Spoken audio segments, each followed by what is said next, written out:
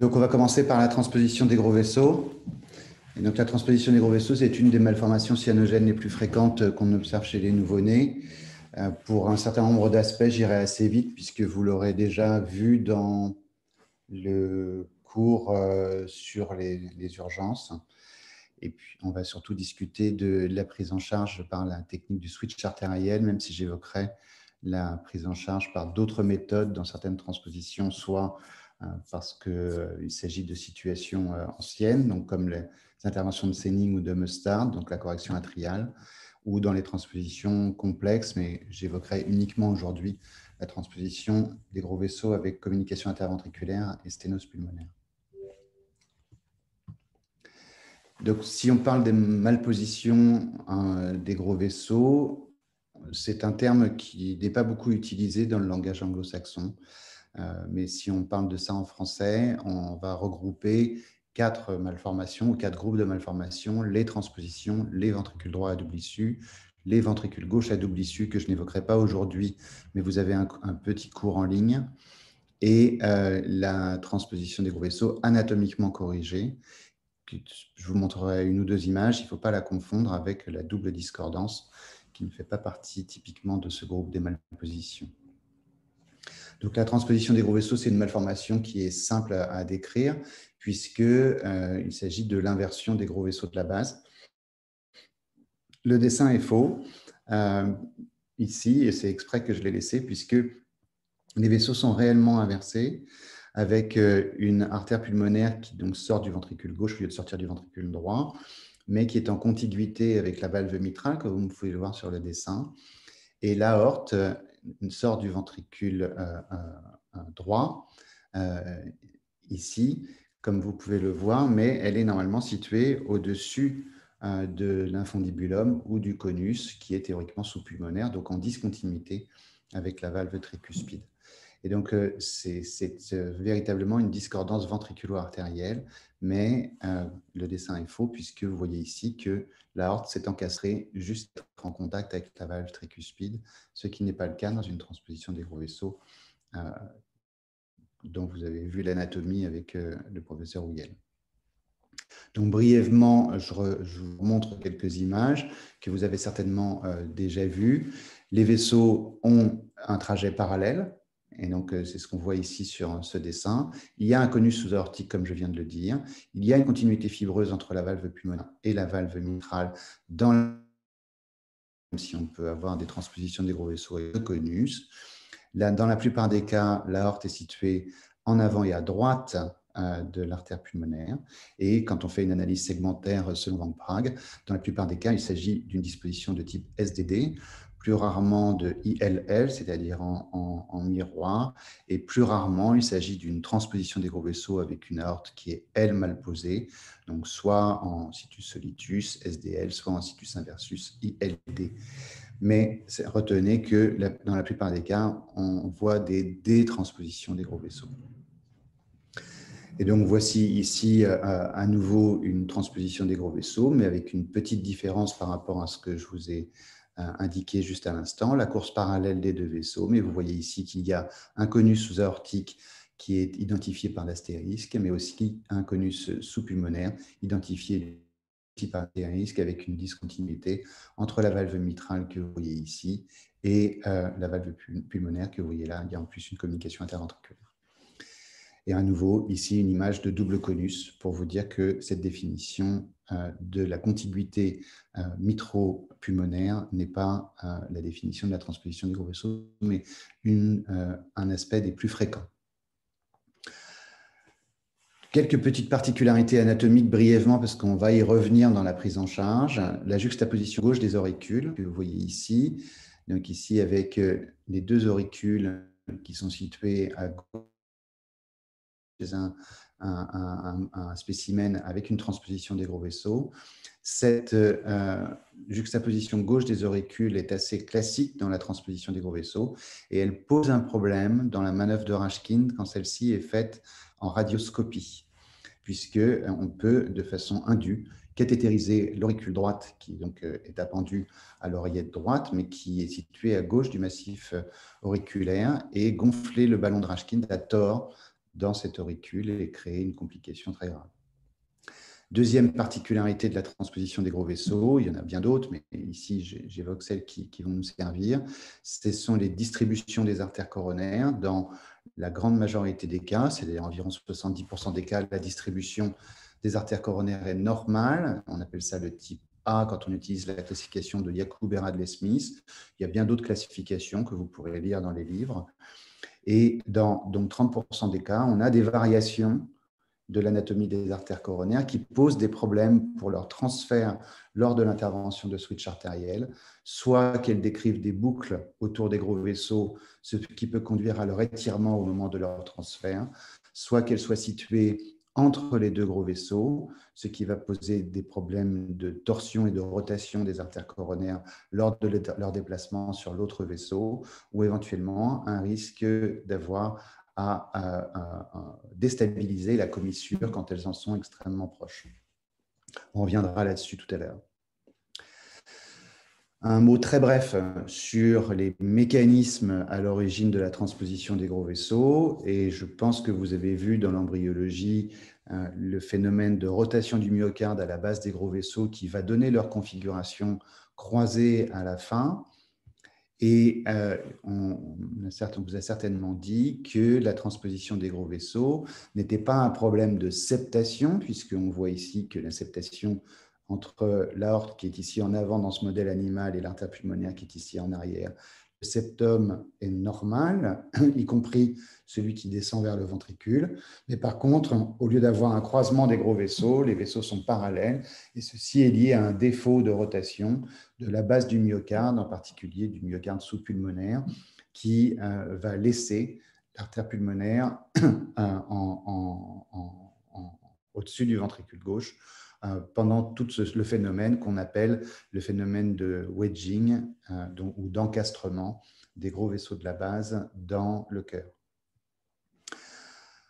Alors, si on fait maintenant une partie clinique plus précise, on va parler de la transposition des gros vaisseaux chez le fœtus, puisque c'est un exemple important de diagnostic d'une malformation cardiaque avec, on va dire intuitivement, un bénéfice à la prise en charge très précoce. Et donc, dans le système français, il y a un système de dépistage du bien-être maternel et fœtal et de la surveillance de la croissance du fœtus. Mais au cours de ce dépistage, un certain nombre de coupes de différents organes, et en particulier du cœur, ont été imposées au deuxième trimestre au moment de ce qu'on appelle l'échographie morphologique, et pour savoir si le cœur, puisqu'on parle du cœur aujourd'hui, si le cœur était normal. C'est ça l'objectif de l'échographie morphologique, confirmer que le cœur est normal. Et on le confirme sur une coupe 4 cavités, un examen de l'enroulement du ventricule droit ou de la voie d'éjection droite autour de l'aorte sur une coupe petit axe, un examen de la coupe des trois vaisseaux, c'est-à-dire de la veine cave, l'aorte et l'artère pulmonaire, ou bien un examen des voies d'éjection droite et gauche. Et donc la conclusion de cet examen, c'est qu'il n'y a pas d'anomalie. La séquelle de cet examen de dépistage systématique, c'est l'identification d'un certain nombre de malformations cardiaques qui vont justifier une expertise théoriquement établie en deux niveaux, niveau 2 et niveau 3, jusqu'à une échographie cardiaque fœtale par un expert des malformations cardiaques. Et ce n'est qu'au terme de ce parcours qu'on va affirmer définitivement le diagnostic, par exemple, de transposition des gros vaisseaux, comme je l'ai mis là. Et donc, vous voyez que dans la transposition des gros vaisseaux, la coupe 4 cavités, même si c'est petit, est normale. Qu'il n'y a pas d'aspect d'enroulement des vaisseaux de la base. Je vais vous remontrer quelques images et qu'on voit une course parallèle des deux vaisseaux, que la courbe des trois vaisseaux est elle aussi également anormale avec un aspect en triangle que je vais vous montrer, ainsi que la coupe des gros vaisseaux. Et il y a maintenant, on va dire à la fin du siècle dernier, il avait été montré que le diagnostic prénatal de la transposition des gros vaisseaux réduisait la mortalité de cette malformation avant qu'elle soit prise en charge chirurgicalement. Et ça a été un événement important puisque ça a conduit à la systématisation de l'analyse des gros vaisseaux de la base au cours de l'échographie cardiaque fœtale du deuxième trimestre. Et donc aujourd'hui, on sait que diagnostic de la transposition des gros vaisseaux est faisable. Il est fait de façon très fréquente, en particulier dans la région parisienne où je travaille. Et la mortalité, effectivement, des enfants qui naissent après un diagnostic anténatal de transposition des gros vaisseaux est très faible avant la chirurgie, nettement moindre que celle des enfants qui naissaient précédemment sans diagnostic prénatal. Donc, il y a un effet sur la mortalité, en tout cas dans certaines régions du monde, mais pas partout. On pourra en discuter dans les questions si vous le souhaitez. Alors, qu'est-ce qu'on voit en échographie? À gauche, vous avez une échographie cardiaque complète d'un fœtus et où on va repartir du bas dans la boucle. Voilà, donc vous voyez ici le situs avec l'aorte en avant du rachis, puis ensuite vous voyez le cœur, vous voyez les deux ventricules et vous voyez les deux vaisseaux de la base qui ont une course parallèle. Si je vous montre maintenant l'image de droite, eh bien, je vous confirme, c'est toujours le même fœtus, c'est des images de Bertrand Stoss, et je vous montre ici que les deux ventricules ont exactement une morphologie tout à fait habituelle, en concordance auriculo-ventriculaire, et qu'il n'y a pas d'altération de la coupe 4 cavités. Maintenant, si on regarde les voies d'éjection, on voit que le ventricule gauche ici, précoce. Donc, on aperçoit ici, donc a priori, le ventricule gauche donne l'artère pulmonale, toujours le même fœtus. Le ventricule droit donne un vaisseau qui décrit une crosse et qui va donner des vaisseaux à destinée encéphalique. Et donc, le ventricule droit, on est donc dans une situation de transposition des gros vaisseaux. On voit à la fin de la boucle que les vaisseaux sont parallèles.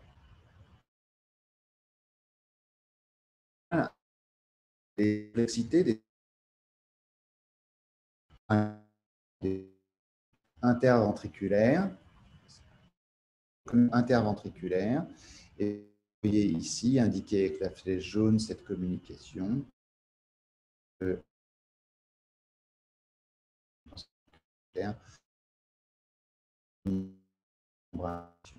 peut voir aussi des valeurs pour le ventricule gauche, le ventricule droit, les deux vaisseaux parallèles, et vous voyez qu'il y a un gène situé sous l'artère pulmonaire, qui est certainement une bascule du septum conal, qui crée un obstacle sous-pulmonaire de transition avec ces sténotypes. L'inverse, des vaisseaux transposés, avec ici le ventricule gauche, là le ventricule droit, et on voit que l'aorte, qui est le vaisseau qui est situé, est un vaisseau qui est plus petit que l'artère pulmonaire, qui chevauche la communication interventriculaire. Oui, il est possible une instabilité.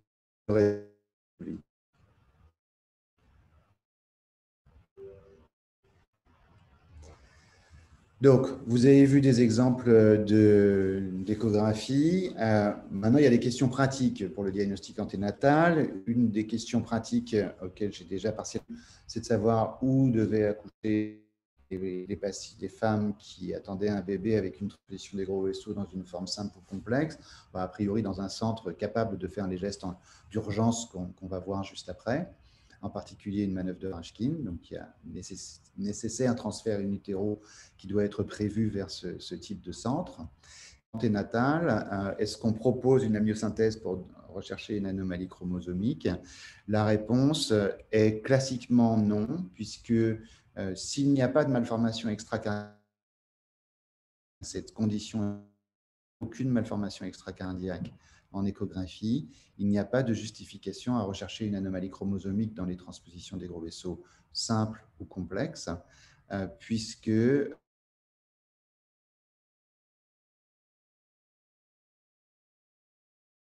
malformation, quand isolée, y compris quand elle est associée à une communication interventriculaire, y compris quand elle est associée à une sténose pulmonaire, y compris quand elle est associée à une coarctation de l'aorte. Donc l'amniosynthèse peut ne pas être proposée de façon systématique, et en tout cas, c'est la pratique qu'on essaie d'appliquer dans notre centre. Il faut être très précis cependant dans le diagnostic, puisqu'on verra que dans l'issue, comme vous le voyez sur cette plaque, il peut y avoir des anomalies des chromosomes et que le distinguo entre les et un ventricule droit à double issue peut parfois être délicat sur l'échographie fétale. Donc, c'est une discussion, en tout cas, à avoir de façon récurrente.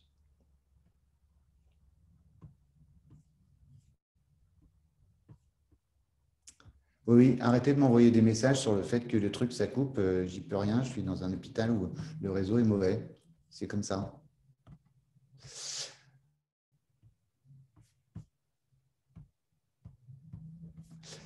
Donc, la physiologie de la transposition des gros vaisseaux, on l'a déjà vu quand on a fait le cours de physiologie.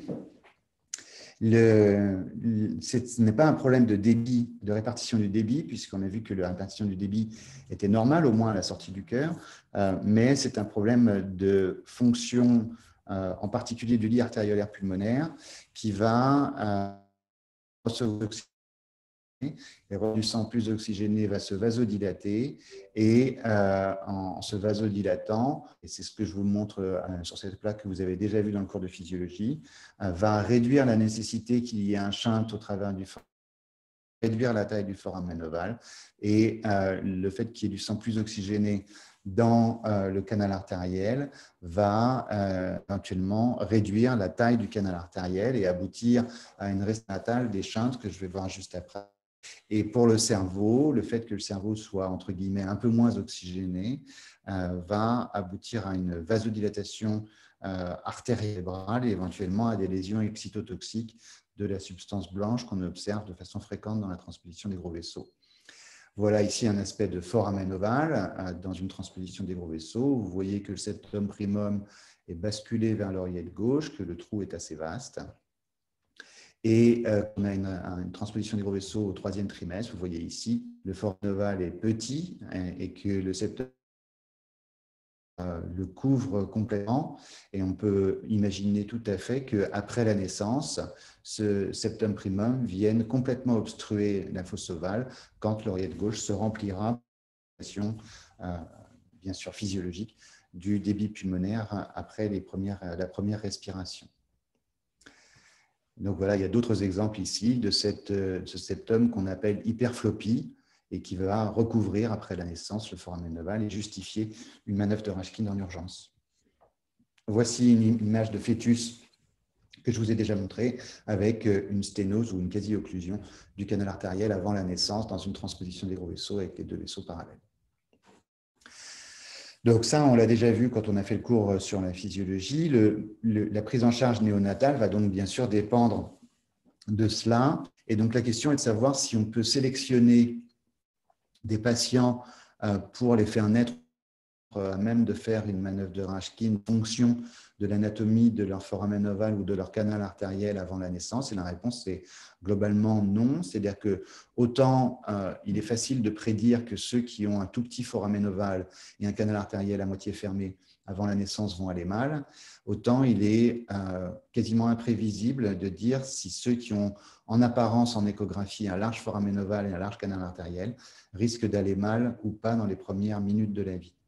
Donc aujourd'hui, il n'y a pas de recommandation, en tout cas en France, particulière, de faire naître de façon différentielle les fœtus ayant une transposition des gros vaisseaux en fonction de leur physiologie anténatale du foramen ovale ou puisqu'ils peuvent tous aller mal après la naissance. Et autrement dit, on peut se tromper. Alors, comment est-ce qu'on organise les choses en termes de prise en charge périnatale? Eh bien, une fois qu'on a fait le diagnostic de transposition des gros vaisseaux, il n'y a pas beaucoup de raisons d'organiser une surveillance de l'échographie cardiaque fétale. En tout cas, ça, c'est une opinion que je pourrais vous donner une opinion différente. Mais en tout cas, capable de prédire correctement ce qui va se passer de physiologie à la naissance, la surveillance d'une transposition simple des gros vaisseaux ou même d'une transposition des gros vaisseaux et de communication interventriculaire destinée à naître n'a a priori aucun intérêt. Donc, obligé de répéter qui fétal. Après, c'est juste de l'obstétrique, c'est des grossesses normales et il faut juste organiser l'accouchement, mais il n'y a pas besoin de surveiller. Le transfert in utero, comme je vous ai dit, on le propose un centre à même de faire une manœuvre de Rashkind. Donc, ce n'est pas notamment des centres médico-chirurgicaux, hein, ça peut, dans lequel il y a un cardiopédiatre qui va pouvoir accueillir l'enfant de façon organisée. On va prendre en charge le patient justement pour éviter qu'il soit en situation stérile et on va poser les indications rapides d'administration de prostaglandine sans continuer à se mélanger par le canal artériel et ou de manœuvre de Rashkind. Nous, on utilise pour avant la naissance sur ce qui est passé pour les informations organisationnelles, les informations de risque et les informations prises en charge avec une sorte de calendrier habituel. Que le diagnostic prénatal n'élimine pas dans la transmission des gros vaisseaux, puisque c'est une annonce sur une année, on va dire, et on voit ici que situe entre la naissance sur place dans le service un équerre enfant malade et l'opération de chirurgie cardiaque, cette mortalité est autour de 1%. Donc, elle n'est pas du tout nulle, c'est pas zéro, c'est lié à des complications qui sont des complications néonatales ou des complications du Rashkind. Donc, il y a des entérocolites, des détresses respiratoires,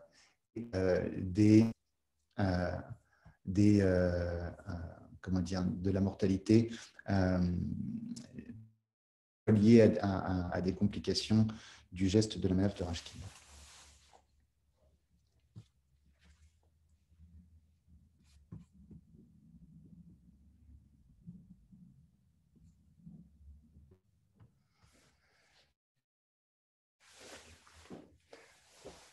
Donc, s'il n'y a pas de diagnostic de la transposition des gros vaisseaux est fait dans la plupart des cas, sur une cyanose néonatale isolée, c'est-à-dire c'est une cyanose sans souffle, on sent bien les pouls et il n'y a pas d'asymétrie des pouls. Qui faire le diagnostic sur une cyanose avec une détresse circulatoire quand le foramen ovale est restrictif ou bien quand on est dans une situation d'acidose qui est liée à la fermeture des shunts circulatoires est nécessaire. Donc, le diagnostic échographique, c'est un diagnostic qui est très simple à faire, puisque ce diagnostic, c'est celui qui va montrer que les vaisseaux sont parallèles. Et je vous ai montré juste les deux coupes qui sont utiles pour, par exemple, libérer le camion du SAMU qui vous amène l'enfant. On voit ici que les deux vaisseaux ont une course parallèle et sur l'image en bas à droite, que le vaisseau qui se bifurque sort du ventricule gauche. Donc, le diagnostic de transposition des gros vaisseaux est fait sans ambiguïté sur ces deux coupes. Et après, on va bien sûr regarder les détails ensemble. Donc, voilà l'image de la transposition des gros vaisseaux. Sur une si vous pouvez la faire chez un bébé, eh bien, vous allez voir l'aspect en canon de fusil ici. Et donc, cet aspect-là est très difficile à faire dans un cœur normal. Et donc, même si vous faites de l'échographie n'importe comment, vous aurez du mal à faire cette image. Donc, si vous la voyez, ça veut dire que les vaisseaux sont transposés. Ça ne veut pas nécessairement dire qu'il s'agit d'une transposition des gros vaisseaux, mais les vaisseaux sont transposés en la couleur. Et vous voyez ici donc l'aorte en avant et menée en arrière et le petit flux qui est le flux dans l'artère pulmonaire vous indique que les artères pulmonaires sont basses et donc physiologiques après la naissance depuis l'aorte vers l'artère pulmonaire. Voilà la coupe que je vous montrais de façon dynamique avec le ventricule gauche et le vaisseau qui en sort, qui se bifurque et qui reçoit le canal artériel sur le toit de l'artère pulmonaire gauche. Donc là, le diagnostic est fait à nouveau simplement de discordance ventriculo-artérielle. La position de l'aorte par rapport à l'artère pulmonaire, on voit ici que l'aorte est située en avant et à droite de l'artère pulmonaire, avec donc l'artère pulmonaire qui est postérieure et la masse grise que vous voyez ici, c'est le thymus. Donc, ce diagnostic ici de détransposition des gros vaisseaux qui est fait définitivement. La deuxième situation, comme je vous le disais, c'est celle de la restriction du foramen ovale et ou du canal artériel qui va donner la cyanose avec la détresse respiratoire et circulatoire, qui est la deuxième présentation de la transposition des gros vaisseaux, pour laquelle on va avoir besoin de faire en urgence une manœuvre de Rashkind. Et donc, cette manœuvre de Rashkind, elle a été inventée il y a maintenant un demi-siècle par William Rashkind, ou Bill Rashkind, qui a utilisé une sonde à ballonnet que vous voyez ici dans la publication originale, qui a servi qui servait normalement à désobstruer les artères, et il l'a préformé pour faire une atrioseptostomie de Rashkind, qui est la manœuvre dont vous avez déjà entendu parler, qui est celle où on va depuis l'oreillette droite jusque dans l'oreillette gauche pour déchirer la cloison interauriculaire avec un ballonnet. Donc là, c'est un portrait de Bill Rashkind. Voilà à quoi ça ressemble la manœuvre de Rashkind. Donc bien sûr, c'est en boucle ici, hein, et donc on déchire la cloison interauriculaire après l'avoir cathétérisée. On peut faire ça en scopie ou on peut faire ça en échographie, comme je vous le montre ici, avec en bas à gauche un foramen ovale très restrictif. Au milieu, la sonde de Rashkind avec le ballon qui est dans l'oreillette gauche, la manœuvre où on déchire la cloison interauriculaire, et de l'autre côté, à droite, la cloison qui est déchirée après la manœuvre de Rashkind.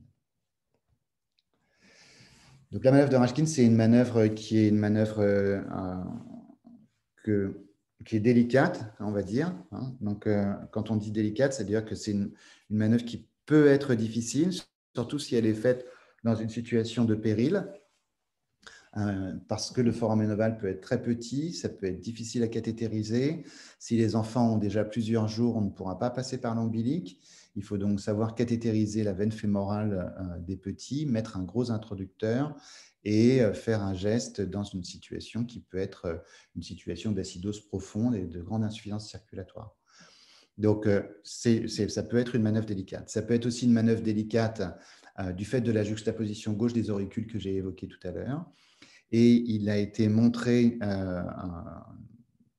il y a maintenant quelques années que la manœuvre de Rashkind faite en dehors des heures ouvrables, c'est-à-dire quand il n'y a pas toute l'équipe compétente autour de l'anesthésiste, des réanimateurs, des cardiologues, eh bien, cette manœuvre de Rashkind comporte beaucoup plus de risques que quand elle est faite avec toute l'équipe présente. Il y a eu une grande polémique sur le fait que la manœuvre de Rashkind donnait de l'entérocolite. La réponse est non. Ou elle donnait des accidents vasculaires cérébraux. La réponse est plutôt non. En fait, elle donne des accidents vasculaires cérébraux quand elle est faite par des gens qui ne savent pas la faire. Et donc, c'est essentiellement ça le risque.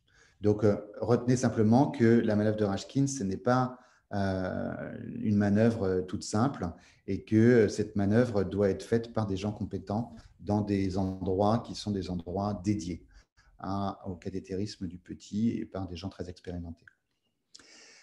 L'administration de prostaglandine, donc elle permet de maintenir ouvert ou de réouvrir le canal artériel.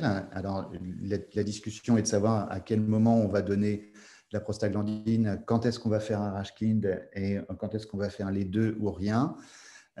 Donc, dans beaucoup d'endroits, et y compris dans le service dans lequel je travaille, la manœuvre de Rashkind est indiquée de façon excessive. Donc, il y a beaucoup d'endroits où on fait des Rashkind alors que les enfants n'en ont pas besoin. Et donc, ça, c'est quelque chose qui est difficile à discuter. Il y a même des endroits et des très grands centres dans le monde où on fait systématiquement une manœuvre de Rashkind à toutes les transpositions des gros vaisseaux. Bon, donc tout ça ne permet pas de conclure définitivement. La manœuvre de Rashkind, c'est utile si le foramen ovale est restrictif et s'il est responsable d'une détresse respiratoire qui est liée au fait que le sang ne peut pas s'évacuer au travers du foramen ovale et que la pression dans l'oreillette gauche est élevée. Donc, la première étape, si les enfants sont cyanosés, c'est d'abord de les réanimer, de faire baisser les résistances pulmonaires et de maintenir le canal artériel ouvert par l'administration de prostaglandine. Si cette administration de prostaglandine s'associe à une restriction du foramen ovale et à une situation de détresse respiratoire, eh bien, on va faire une manœuvre de Rashkind. Et donc, les manœuvres de Rashkind qui sont indiquées en grande urgence, c'est très rare. Si on regarde véritablement, mais rétrospectivement, les patients qui en ont vraiment bénéficié, eh bien, c'est à peu près 1 à 2% des bébés qui naissent avec une transposition des gros vaisseaux qui ont besoin d'une manœuvre de Rashkin en grande urgence après la naissance. Donc, c'est très peu. Donc, dans la plupart des cas, administrer de la prostaglandine, réanimer l'enfant suffit, au moins pendant les premières heures de la vie. Comment est-ce qu'on va évaluer une transposition des gros vaisseaux après? Eh bien, une fois qu'on a fait le diagnostic qu'il s'agissait d'une transposition des gros vaisseaux, qu'on a discuté les gestes d'urgence, est-ce que je mets de la prostaglandine, est-ce que je fais une manœuvre de Rashkin, est-ce que je fais les deux?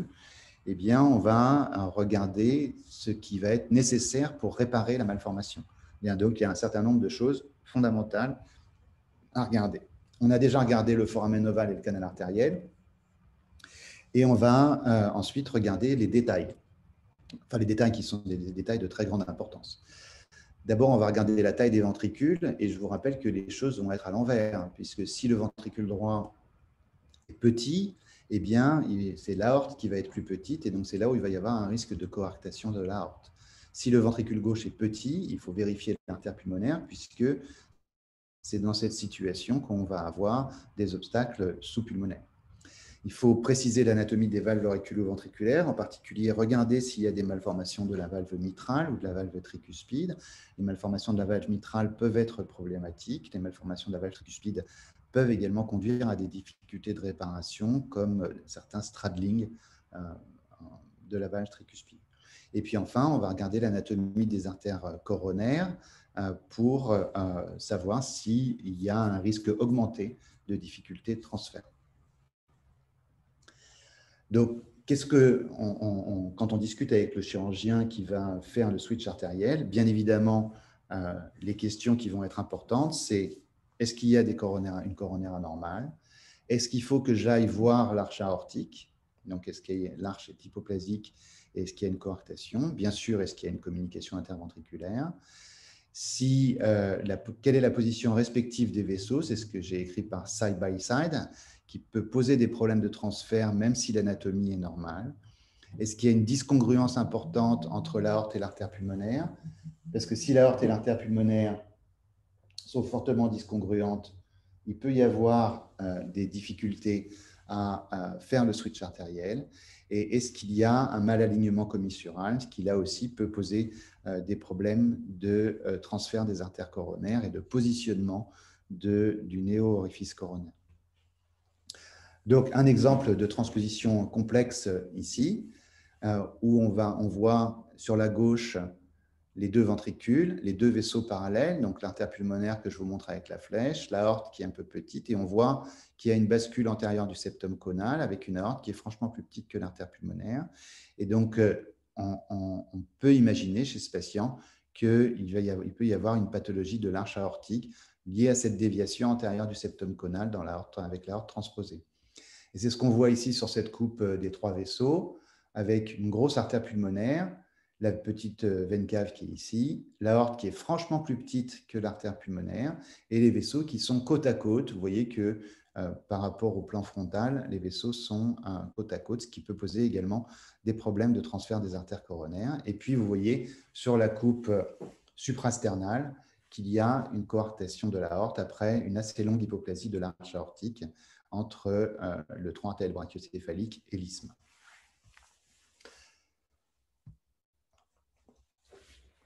Voilà à nouveau ici une hypoplasie de l'isthme sévère dans une coarctation. Et donc, pourquoi est-ce que j'évoque ça? C'est parce que si on fait le switch artériel, auquel je vais venir juste après, eh bien, toutes les anomalies associées qu'il faut traiter de façon simultanée vont rendre l'intervention plus complexe et son risque plus élevé.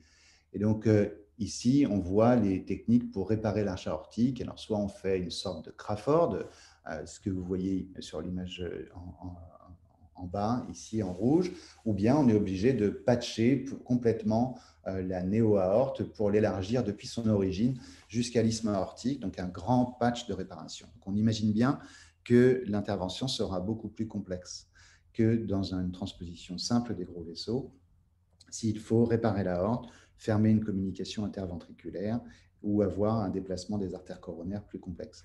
Et c'est là aussi, il faut faire attention aux informations qui sont données en anténatal, puisque si dans la plupart des centres, le switch artériel a une mortalité entre 1 et 2%, eh bien, cette mortalité et la morbidité des interventions complexes peut être très, très augmentée quand il y a des anomalies associées. Et donc, il faut être prudent quand on informe sur une transposition complexe et ne pas donner comme risque, si vous donnez un risque chiffré, ce qui n'est pas obligatoire, mais ne pas donner comme risque le risque de 1 à 2% quand vous avez une transposition des gros vaisseaux, communication interventriculaire et hypoplasie sévère de l'arche aortique.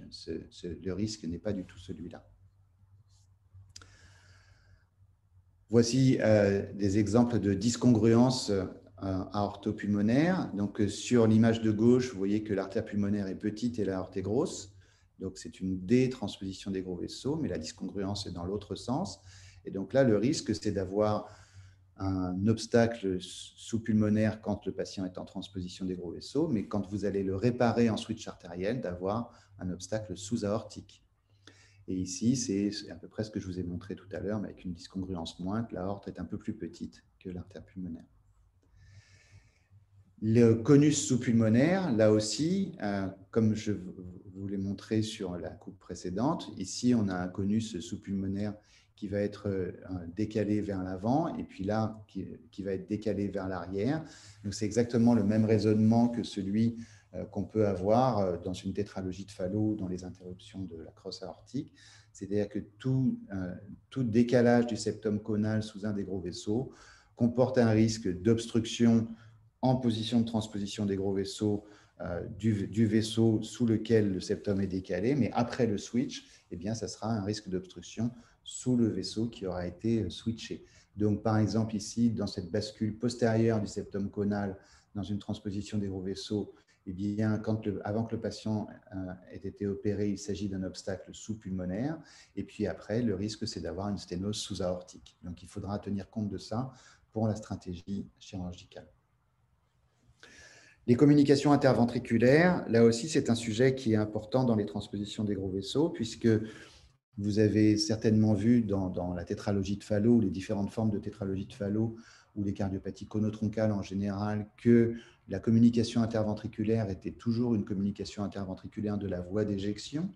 Il pouvait y avoir des CIV multiples, mais qu'il y avait toujours une communication interventriculaire de la voie d'éjection. Eh bien, dans la transposition des gros vaisseaux, ce n'est pas du tout le cas. La communication interventriculaire peut être située à différents endroits et elle peut poser des problèmes différents.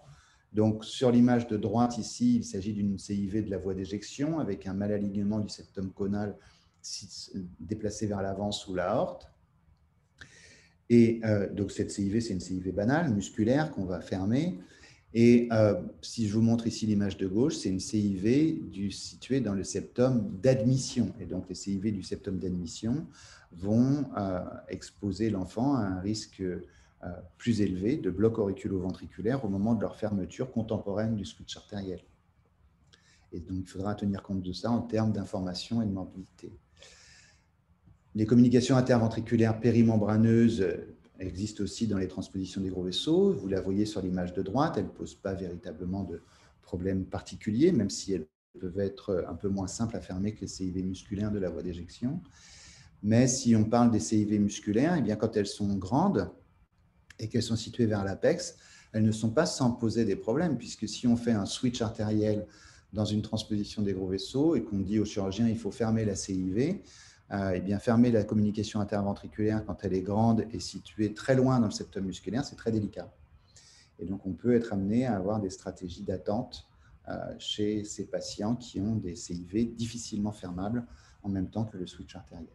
Donc, le message à retenir, c'est on peut voir tout type de communication interventriculaire dans les transpositions des gros vaisseaux et en fonction de leur topographie et de la nécessité ou pas de les fermer, on peut avoir des stratégies de prise en charge chirurgicale qui soient plus ou moins complexes et plus ou moins difficiles. J'ai déjà évoqué tout à l'heure les disproportions des ventricules. Eh bien, je vous les montre à nouveau. Petit ventricule droit, je vous rappelle, ça veut dire petite aorte. Petit ventricule gauche sur l'image de droite, ça veut dire petite artère pulmonaire. Les anomalies des valves auriculo-ventriculaires. Je vous montre ici ce qu'on appelle un straddling de la valve tricuspide, c'est-à-dire qu'on voit mieux sur l'image de droite. Donc, avec la valve mitrale qui est ici, la valve tricuspide qui est là et qui est partiellement insérée dans le ventricule gauche. Et donc, on comprend bien que la communication interventriculaire d'admission dans le straddling tricuspide va comporter un risque au moment de la fermeture, que ça ne sera pas toujours possible de faire cette fermeture en même temps que le switch artériel si la taille des deux ventricules permet de faire un switch artériel. Bon, en gros, c'est une difficulté importante de la prise en charge chirurgicale. Le straddling mitral ou les fentes de la valve mitrale, et ici vous voyez une fente de la valve mitrale dirigée vers la voie d'éjection, c'est aussi une anomalie supplémentaire où il va y avoir une discussion pour savoir si on l'opère en même temps ou pas que le switch artériel. Et bien évidemment, la chirurgie des valves auriculo-ventriculaires chez le nouveau-né, c'est quelque chose de délicat. Donc, le plus souvent, on aura des discussions d'abstention initiale. Ça, c'était encore une fente. Il y a d'autres anomalies de la voie d'éjection sur lesquelles je ne vais pas m'appesantir aujourd'hui, comme du tissu mitral accessoire. Et donc, ça va devenir du tissu qui peut être obstructif d'abord sous l'artère pulmonaire, mais qui peut secondairement obstruer l'aorte si on fait un switch artériel. Ça peut être une bicuspidie pulmonaire, comme vous le voyez ici, qui peut secondairement devenir une bicuspidie aortique. Et donc, on va avoir chez ces patients des discussions sur la technique chirurgicale et sur le risque d'avoir des obstacles sous-aortiques après le switch artériel. Est-ce qu'on prend le risque ou est-ce qu'on ne le prend pas? Et ça va être des discussions, bien sûr, individuelles.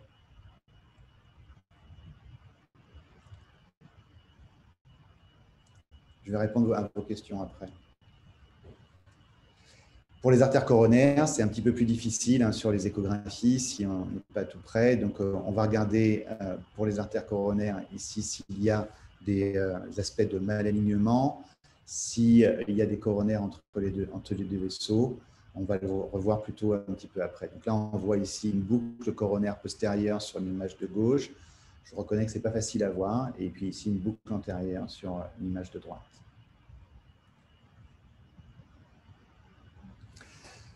Donc, une fois qu'on a fait cette évaluation, et vous voyez qu'elle peut être, une évaluation échographique assez complexe dans certaines transpositions des gros vaisseaux, eh bien, on va faire le switch artériel. Et donc, le switch artériel, c'est une opération qui a été, on va dire, faite pour la première fois dans une transposition des gros vaisseaux vieillis avec une communication interventriculaire par Habib Domingo Jaten. Donc, on appelle ça aussi l'intervention de Jaten.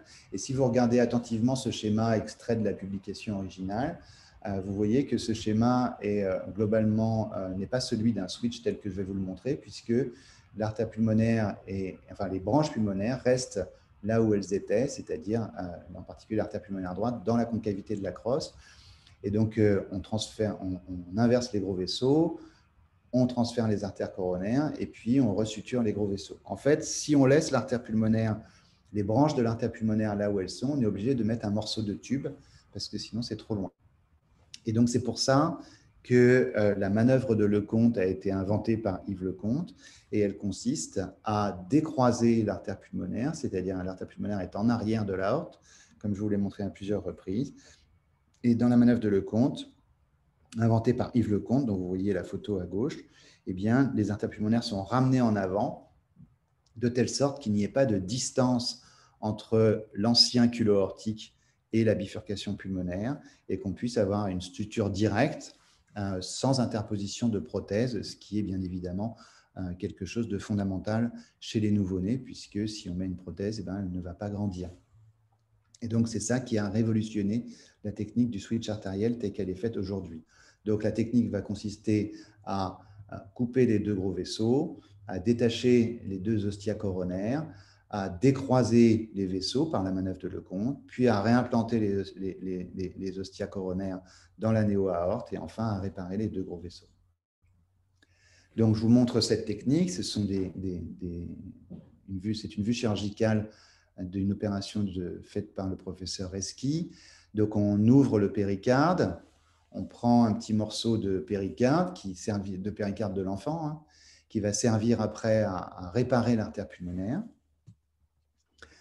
On voit bien ici le cœur qui bat, les deux vaisseaux parallèles avec l'aorte qui est en avant, l'artère pulmonaire qui est en arrière, l'auricule droite qui est ici.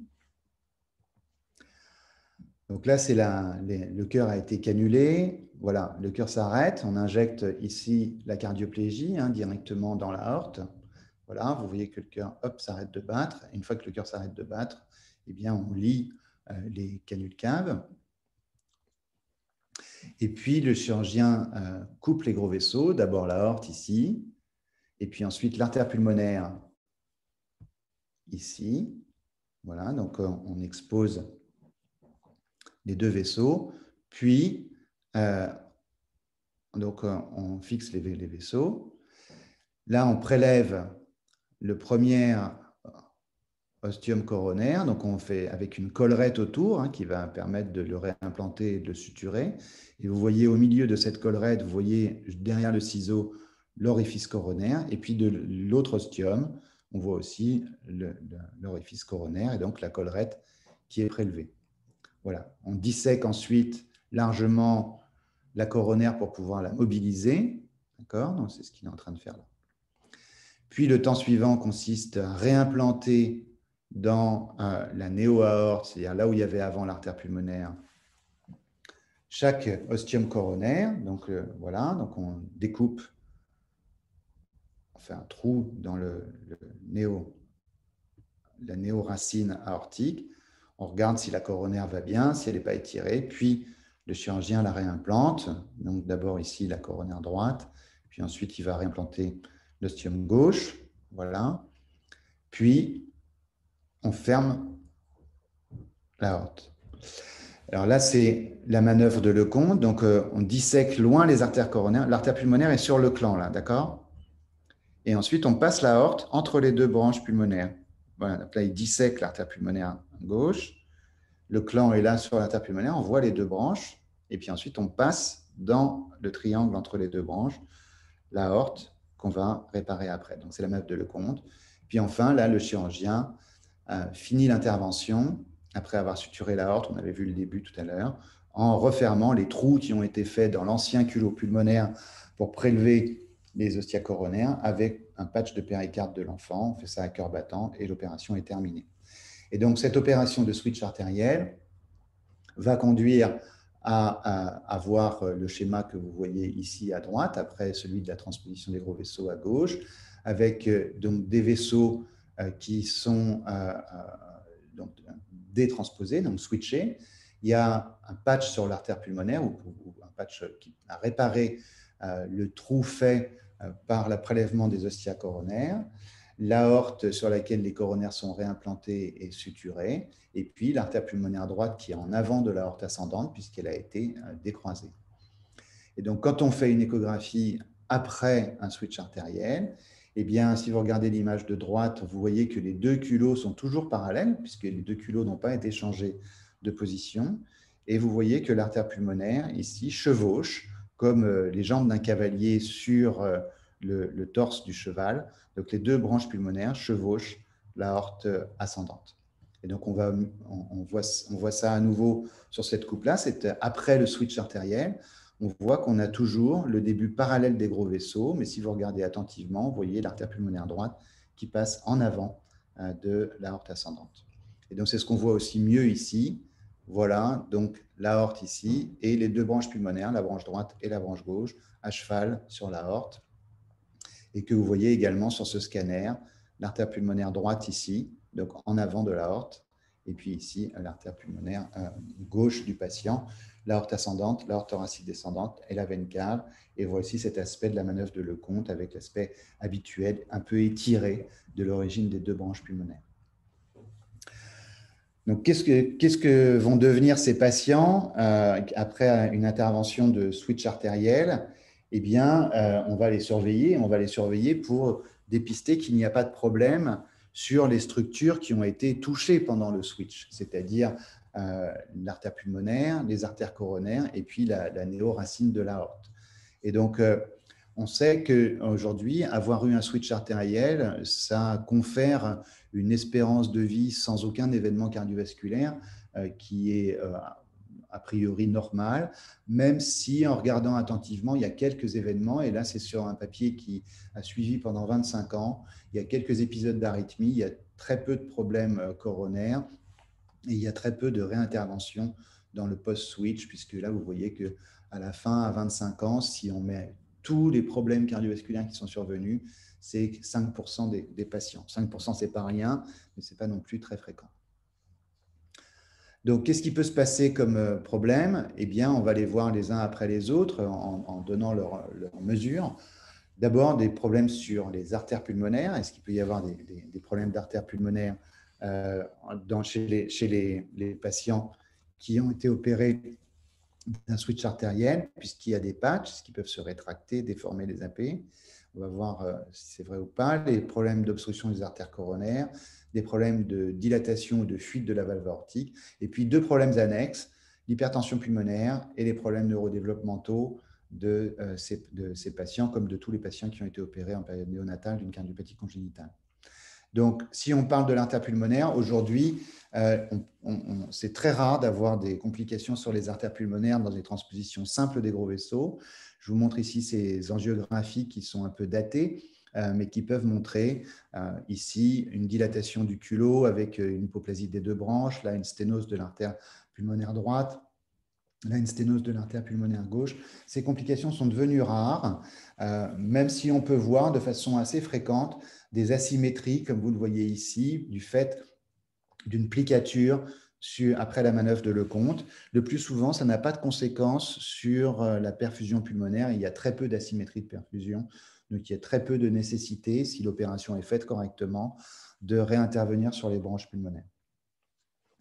Là où on peut voir des problèmes, c'est quand il y avait initialement, et je vous ai déjà montré cette boucle d'échographie, une petite voie sous-aortique qui va devenir donc, excusez-moi, une petite voie sous-pulmonaire. Et donc, c'est ce qu'on voit ici. Je vous ai déjà montré ces images. Donc, transposition des gros vaisseaux, communication interventriculaire et coarctation peut conduire après le switch à des sténoses sous-pulmonaires et qu'on ait besoin de réintervenir. Et c'est une image ici d'angiographie avec l'anneau qui est petit et on peut avoir besoin de rouvrir la voie droite, de réopérer parce que la voie droite est trop petite. Il n'y a pas de malfaçon sur les branches, mais c'est juste que ça ne grandit pas à cet endroit-là. Et donc, il faudra surveiller ce type de patients qui avaient des coarctations associées à des transpositions des gros vaisseaux de façon attentive pour la voie d'éjection droite. Donc, les sténoses des branches pulmonaires, si les patients sont opérés correctement, c'est un problème qui est rare. Le deuxième problème, c'est celui des artères coronaires qui ont été déplacées.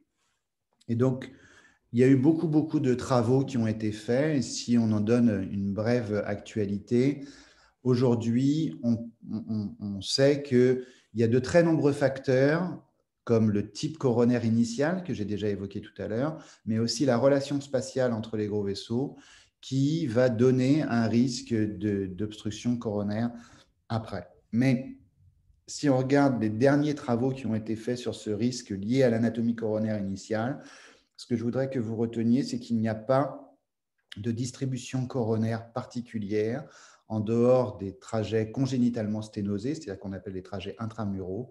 Il n'y a pas de risque lié au type coronaire particulier. Donc, ce n'est pas parce que vous avez une boucle ou que vous avez un trajet intervasculaire ou une coronaire normale qu'il y a plus ou moins de risques. Donc, ce n'est pas très important. Par contre, c'est les trajets à l'intérieur de la paroi aortique, qu'on appelle trajet intramural, comportent toujours un risque un peu plus élevé. Donc, c'est ce qui a marqué sur ce travail. C'est une revue des différents travaux de cette dernière décennie. Il faut être vigilant sur les artères coronaires après un switch si le chirurgien vous dit qu'il a eu du mal à les transférer. Si le chirurgien est confiant sur le geste qu'il a fait, quel que soit le type anatomique initial, on peut être confiant sur le devenir des artères coronaires. Comment est-ce qu'on va dépister les problèmes coronaires post-switch? On va les dépister par exemple en observant qu'il y a de l'ischémie myocardique au cours de la surveillance, qui doit être rapproché la première année, hein, donc de façon régulière, en voyant les enfants de façon précoce après les switches. Et donc là, on voit un enfant qui a été opéré d'un switch artériel et qui vient en consultation à 2 mois de vie avec un aspect hyper échogène des piliers mitraux et une fuite mitrale sans dysfonction évidente du ventricule et qui, bien sûr, ceci suggère qu'il y a une complication coronaire qu'il faut aller dépister. Et donc, précédemment, on dépistait ces complications coronaires en faisant des coronarographies. Et aujourd'hui, donc on peut se limiter à faire ce type d'examen chez les patients qui ont des signes d'ischémie myocardique dans le suivi, mais ils vont être très rares, ou proposer un dépistage systématique. Je ne rentrerai pas dans cette polémique, on peut en discuter après si vous voulez, mais il y a des unités comme la mienne qui font des dépistages systématiques et d'autres qui n'en font pas systématiquement.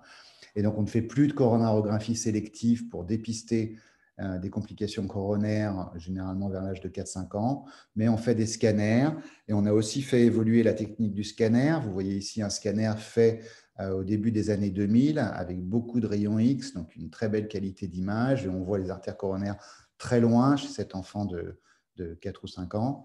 Et aujourd'hui, on utilise des techniques de scanner avec beaucoup moins de rayons X. Et donc, les radiologues ont beaucoup progressé là-dessus. L'information qu'on veut connaître, c'est comment est l'origine des artères coronaires. Et on a cette information.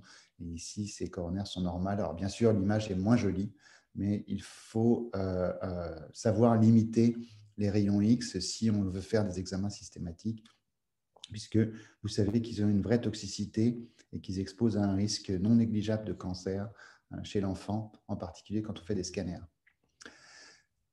Donc, on voit ici un scanner, on peut voir des anomalies de ce type-là, c'est-à-dire une coronaire qui a été réimplantée dans le sinus et l'autre qui a été réimplantée au-dessus de la ligne de suture, donc avec un aspect de high take-off, ce qu'on appelle le high take-off de l'artère coronaire. On peut voir aussi des trajets coronaires avec des trajets entre les gros vaisseaux après un switch artériel. Et donc, un certain nombre de ces trajets ont été décrits comme exposant à un risque un peu plus élevé de complications coronaires après le switch.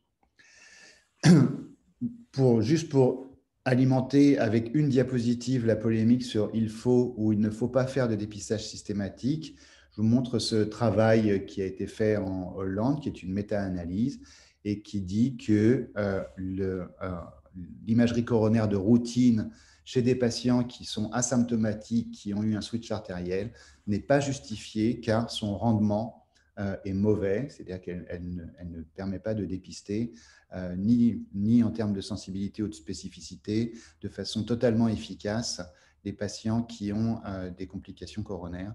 Et donc, ça ne sert à rien de le faire systématiquement. Bon, il peut y avoir d'autres arguments, et si vous voulez, on en discutera au moment où je ferai la discussion. Donc, pour traiter les complications coronaires, quand on en trouve, des sténoses coronaires, eh bien, on fait des plasties. Certains ont fait des gestes d'angioplastie par voie percutanée, mais le plus souvent, on fait un traitement chirurgical qui a une plus longue durée de vie que les tout petits stents chez les enfants. Voici un exemple avec une occlusion coronaire du tronc coronaire gauche ici, et puis ensuite le patch coronaire qui a été mis sur la coronaire gauche chez cet enfant. Les pontages n'ont pas bonne presse chez les tout petits. Les pontages chez les moins de 3 ans comportent un risque élevé d'occlusion précoce. Donc, on en fait très, très peu. Mais parfois, on est obligé, puisque parfois, techniquement, ce n'est pas possible de revasculariser à partir de l'aorte des artères coronaires qui peuvent être occluses de façon plus distale, ce qui est très rare. Mais on sait que les pontages n'ont pas une bonne presse chez les petits. La fuite de la valve aortique, c'est un problème qui est, on va dire, relativement rare pour les fuites volumineuses, puisque vous voyez ici le suivi pendant l'enfance. On montre que avoir des fuites importantes à sévères, ce n'est pas très fréquent dans la population de switch. Par contre, on va avoir une dilatation progressive de l'aorte chez les patients qui ont été opérés d'un switch, puisque la structure du sinus de Valsalva, qui était celui de l'artère pulmonaire, n'est pas la même que celle de l'aorte, et on va avoir une dilatation progressive. Donc, il y a deux éléments dans la surveillance de l'aorte. La surveillance du diamètre aortique, qui est très souvent augmenté par rapport à l'âge ou à la morphologie du patient et qui progresse avec le temps, et la fuite aortique qui est très souvent présente, mais qui progresse très peu, au moins pendant l'enfance. C'est une des problématiques qui va devoir être prise en compte avec la population vieillissante des switches artériels, puisque aujourd'hui, un certain nombre de patients atteint l'âge de 40 ans. Il y a toujours peu d'insuffisance aortique et peu de réintervention pour des dilatations excessives de la racine de l'aorte, mais il y en a quand même quelques-unes, et c'est quelque chose qu'il va falloir suivre dans on va dire les années ou les décennies qui viennent. Je termine l'histoire du switch avec les deux problèmes brièvement que sont l'hypertension pulmonaire et le neurodéveloppement. L'hypertension pulmonaire, c'est une complication rare mais dévastatrice du switch artériel. Les pourcentages sont difficiles à définir, mais on dit généralement que c'est entre 1% et 1 pour 200 switch artériel qui a une hypertension artérielle pulmonaire. C'est possiblement lié à la physiologie anténatale et à l'exclusion de la circulation pulmonaire, comme on en avait discuté dans le cours de physiologie, qui peut aboutir à des résistances élevées en période néonatale, voire au développement de collatéral aortopulmonaire pendant la vie fœtale. Mais ce qu'on sait surtout, et c'est juste la courbe de droite qui est la courbe actuarielle de survie, c'est une étude européenne, c'est que ces patients ont une évolution très défavorable, plus sévère que celle des hypertensions artérielles pulmonaires idiopathiques, et que le diagnostic est fait précocement, le plus souvent avant l'âge de 1 an. Et donc, c'est quelque chose qu'il faudra, en plus des problèmes anatomiques que je viens de décrire, dépister au cours de la surveillance que vous exercerez chez ces patients pendant la première année, puisque si on voit apparaître une hypertension artérielle pulmonaire, eh bien, il faut être très agressif en termes de traitement, puisque le risque de mourir de façon précoce est très important. Comme vous le voyez, il y a déjà presque 30% des enfants qui sont morts avant l'âge de 4 ans. Les aspects neurodéveloppementaux, c'est quelque chose qu'on n'évoque pas beaucoup dans ce diplôme d'université, mais c'est quelque chose qui est très important. Les anomalies du neurodéveloppement dans les cardiopathies congénitales opérées, indépendamment de toute anomalie constitutionnelle, d'anomalie chromosomique ou de syndrome associé, c'est un problème très significatif en nombre de patients atteints, et on va évaluer ce neurodéveloppement par une batterie de tests qui sont listés ici, qu'il ne faut surtout pas connaître, c'est de la spécialité, mais qui vont tester les fonctions exécutives et donc la façon d'exploiter son intelligence. Donc, si on regarde le QI, il est normal, c'est ce que vous voyez ici, IQ, il n'y a pas de différence, il n'est pas significatif entre les transpos et les contrôles. Mais si vous regardez les différents tests qui analysent l'exploitation de l'intelligence par les enfants, leur exploitation de l'intelligence, eh bien, vous voyez qu'ils sont très souvent altérés et différents chez les patients opérés d'une transposition des gros vaisseaux. C'est ceux qui sont surlignés en rose ou orange, et que ça comporte différents domaines d'exploitation de l'intelligence, comme l'inhibition motrice, la cognition sociale, la mémoire de travail, la flexibilité cognitive, etc. Et donc, c'est des enfants qui ont souvent des troubles de l'attention, des troubles de la concentration, qui ne leur permettent pas toujours de mener une scolarité strictement normale. Et donc, il faut être vigilant et intervenir chez eux. Le message qui est intéressant, c'est que si on fait le diagnostic prénatal et qu'on limite de façon importante leur période de cyanose importante, et bien évidemment toute situation de détresse circulatoire et d'acidose, eh bien, on va avoir une amélioration de ces capacités cognitives chez les enfants qui ont une transposition des gros vaisseaux, et c'est un argument pour le diagnostic prénatal, même si je vous ai dit que l'argument de la mortalité était un argument discutable pour le diagnostic prénatal, de la réduction de la mortalité. L'argument de la préservation des fonctions d'exploitation de l'intelligence peut être un argument très, très important pour, bien évidemment, développer partout ce type de stratégie de dépistage.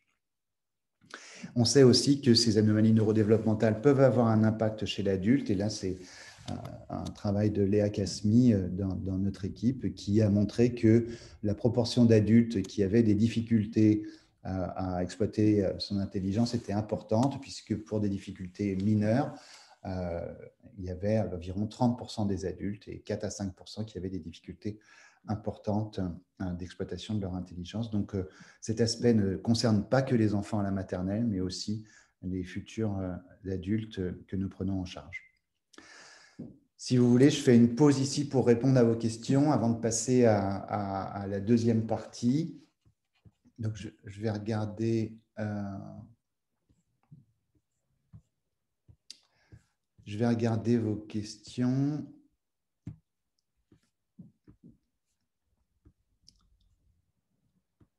Alors, spectateur anonyme, je ne réponds jamais, moi, à spectateur anonyme. Donc, je ne vais pas répondre à cette question-là.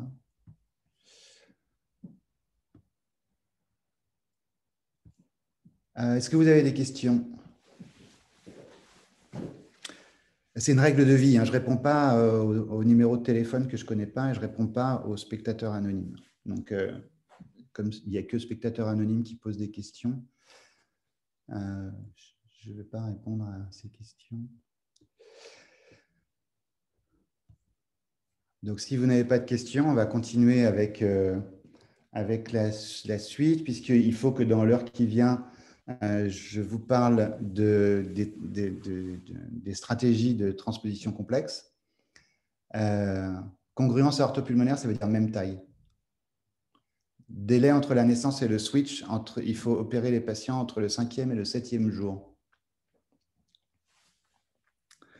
Entre le 5e et le 7e jour, ça a été montré, parce que si on les opère plus précocement, la maturation pulmonaire digestive les expose à des risques un peu plus élevés en termes de réanimation post-opératoire. Et si on regarde plus loin en termes de risque neurodéveloppemental, c'est aussi moins bon s'ils sont opérés avant le 5e jour. Donc aujourd'hui, il est préférable d'opérer les patients entre 5 et 7 jours. Dans le canal atrioventriculaire, il n'y a pas de straddling. Dans le canal atrioventriculaire, il n'y a qu'une seule valve auriculoventriculaire, donc il n'y a pas de straddling. Donc, le straddling de la valve tricuspide, c'est associé parfois à la transposition des gros vaisseaux, ça peut être isolé, ça peut se voir aussi dans d'autres malformations de façon plus rare.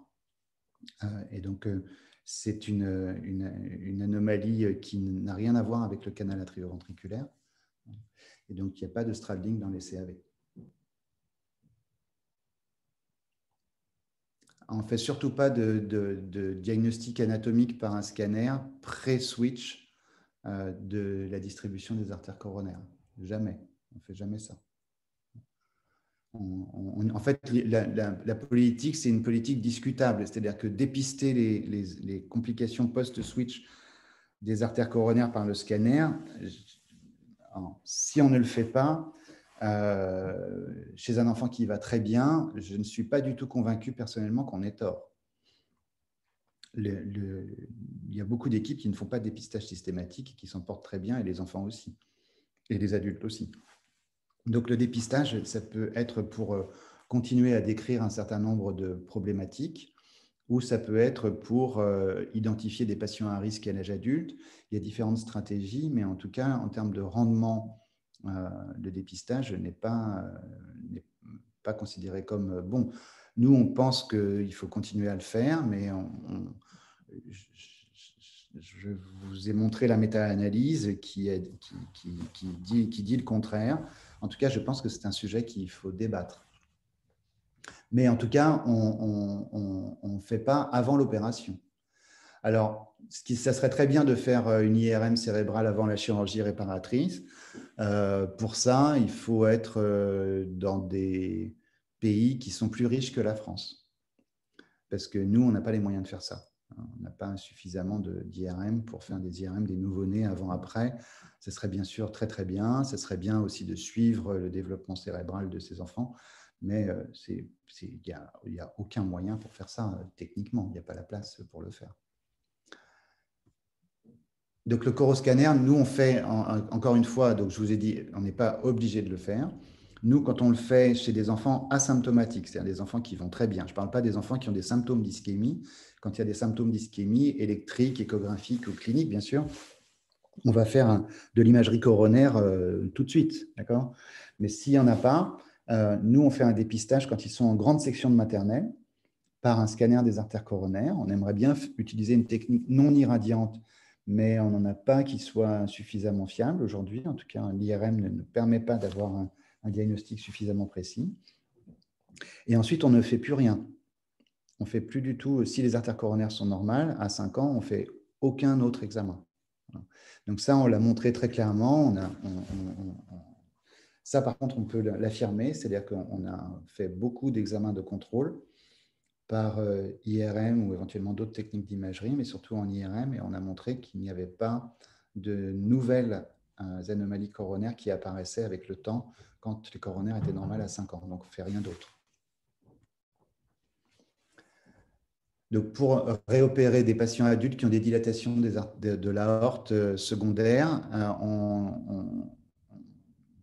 il y a des recommandations qui viennent de paraître, qui sont les recommandations de la Société européenne de cardiologie, prise en charge des cardiopathies congénitales adultes, qui n'ont pas beaucoup évolué par rapport à celle qui a été faite il y a 10 ans, en tout cas qui ont, on va dire, reformulé un certain nombre de recommandations.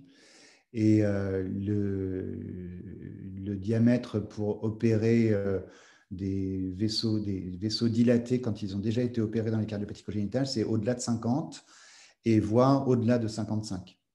Donc, le raisonnement va être à peu près le même que pour les tétralogies de Fallot ou les atrésies pulmonaires avec CIV qui ont des dilatations de la racine de l'aorte. Et donc, en l'absence de fuite aortique qui conduirait à opérer, si on n'opère que sur le diamètre, c'est souvent pour des diamètres plus élevés que ceux pour lesquels on opère dans d'autres maladies qui dilatent la racine de l'aorte. Quand il y a un conus dévié obstructif, le problème, c'est si c'est sous l'artère pulmonaire, on va le voir juste après. Ça va être la transpose CIV sténose pulmonaire. Et donc, on va voir les techniques qu'on va utiliser, qui ne sont pas celles du switch, puisque ça deviendrait une sténose sous-aortique sévère. Quand c'est sous l'aorte, je vous ai dit, ça peut exposer au risque de sténose sous-pulmonaire secondaire si on fait un switch. Et on peut aussi discuter de faire les choses en deux temps, c'est-à-dire de faire le switch artériel, de laisser l'obstacle qui sera à ce moment-là sous-pulmonaire, et donc de transformer en gros le patient en Fallot, et puis ensuite de le réparer secondairement. Individuel de chaque situation, et il va falloir trouver une solution qui peut être, par exemple, de faire les choses en plusieurs temps.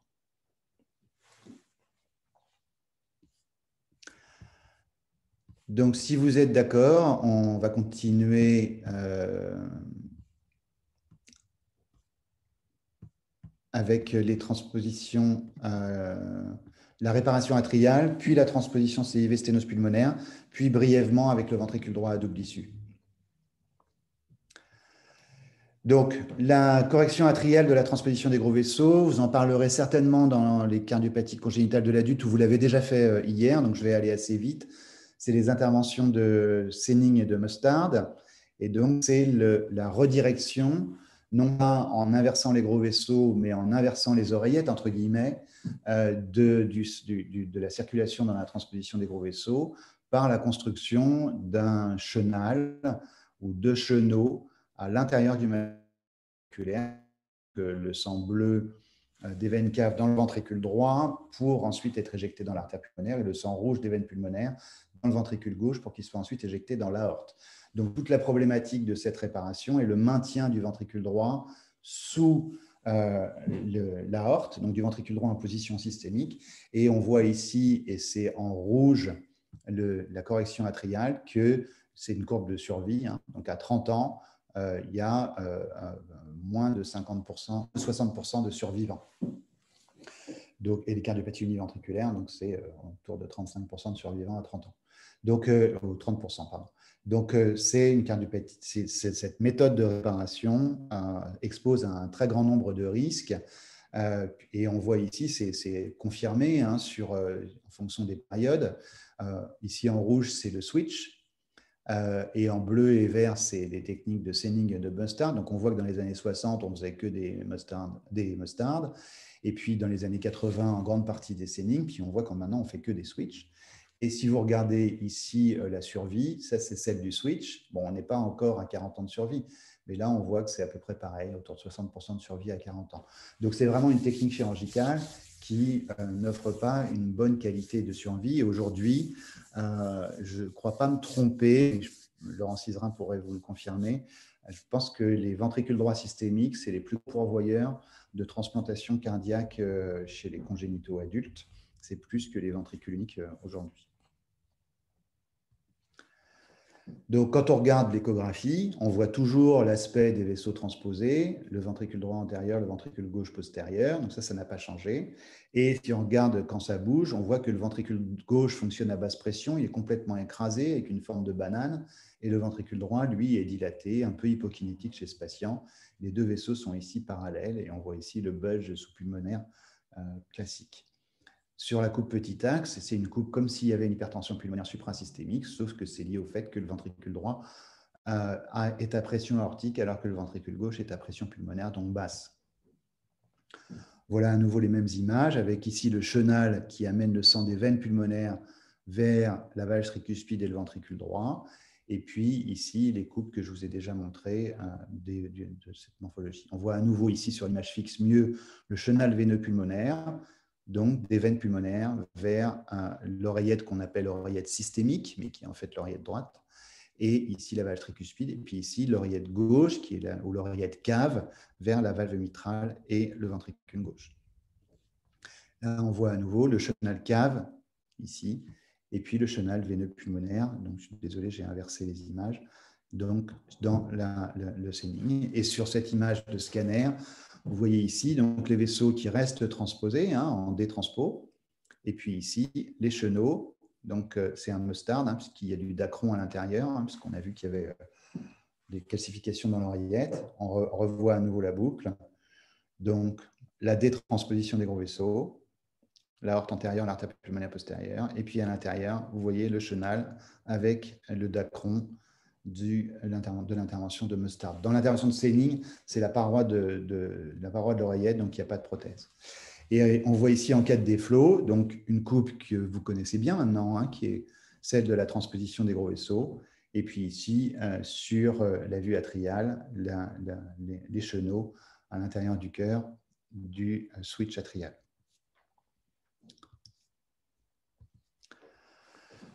Donc la mortalité, comme je vous l'ai dit, ça amène une survie uniquement de 60% à 40 ans et c'est en grande partie une mortalité rythmique puisque 40% ou voire un peu plus en fonction des séries, des patients meurent subitement de troubles du rythme supraventriculaire et qui vont venir en fait précipiter la mort chez des patients qui ont déjà une défaillance du ventricule droit systémique.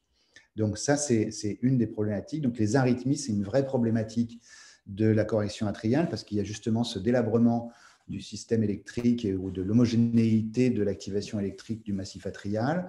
Et beaucoup de patients ne sont pas en rythme sinusal, puisque à l'âge de 20 ans, il n'y a que 40% des patients qui sont en rythme sinusal permanent.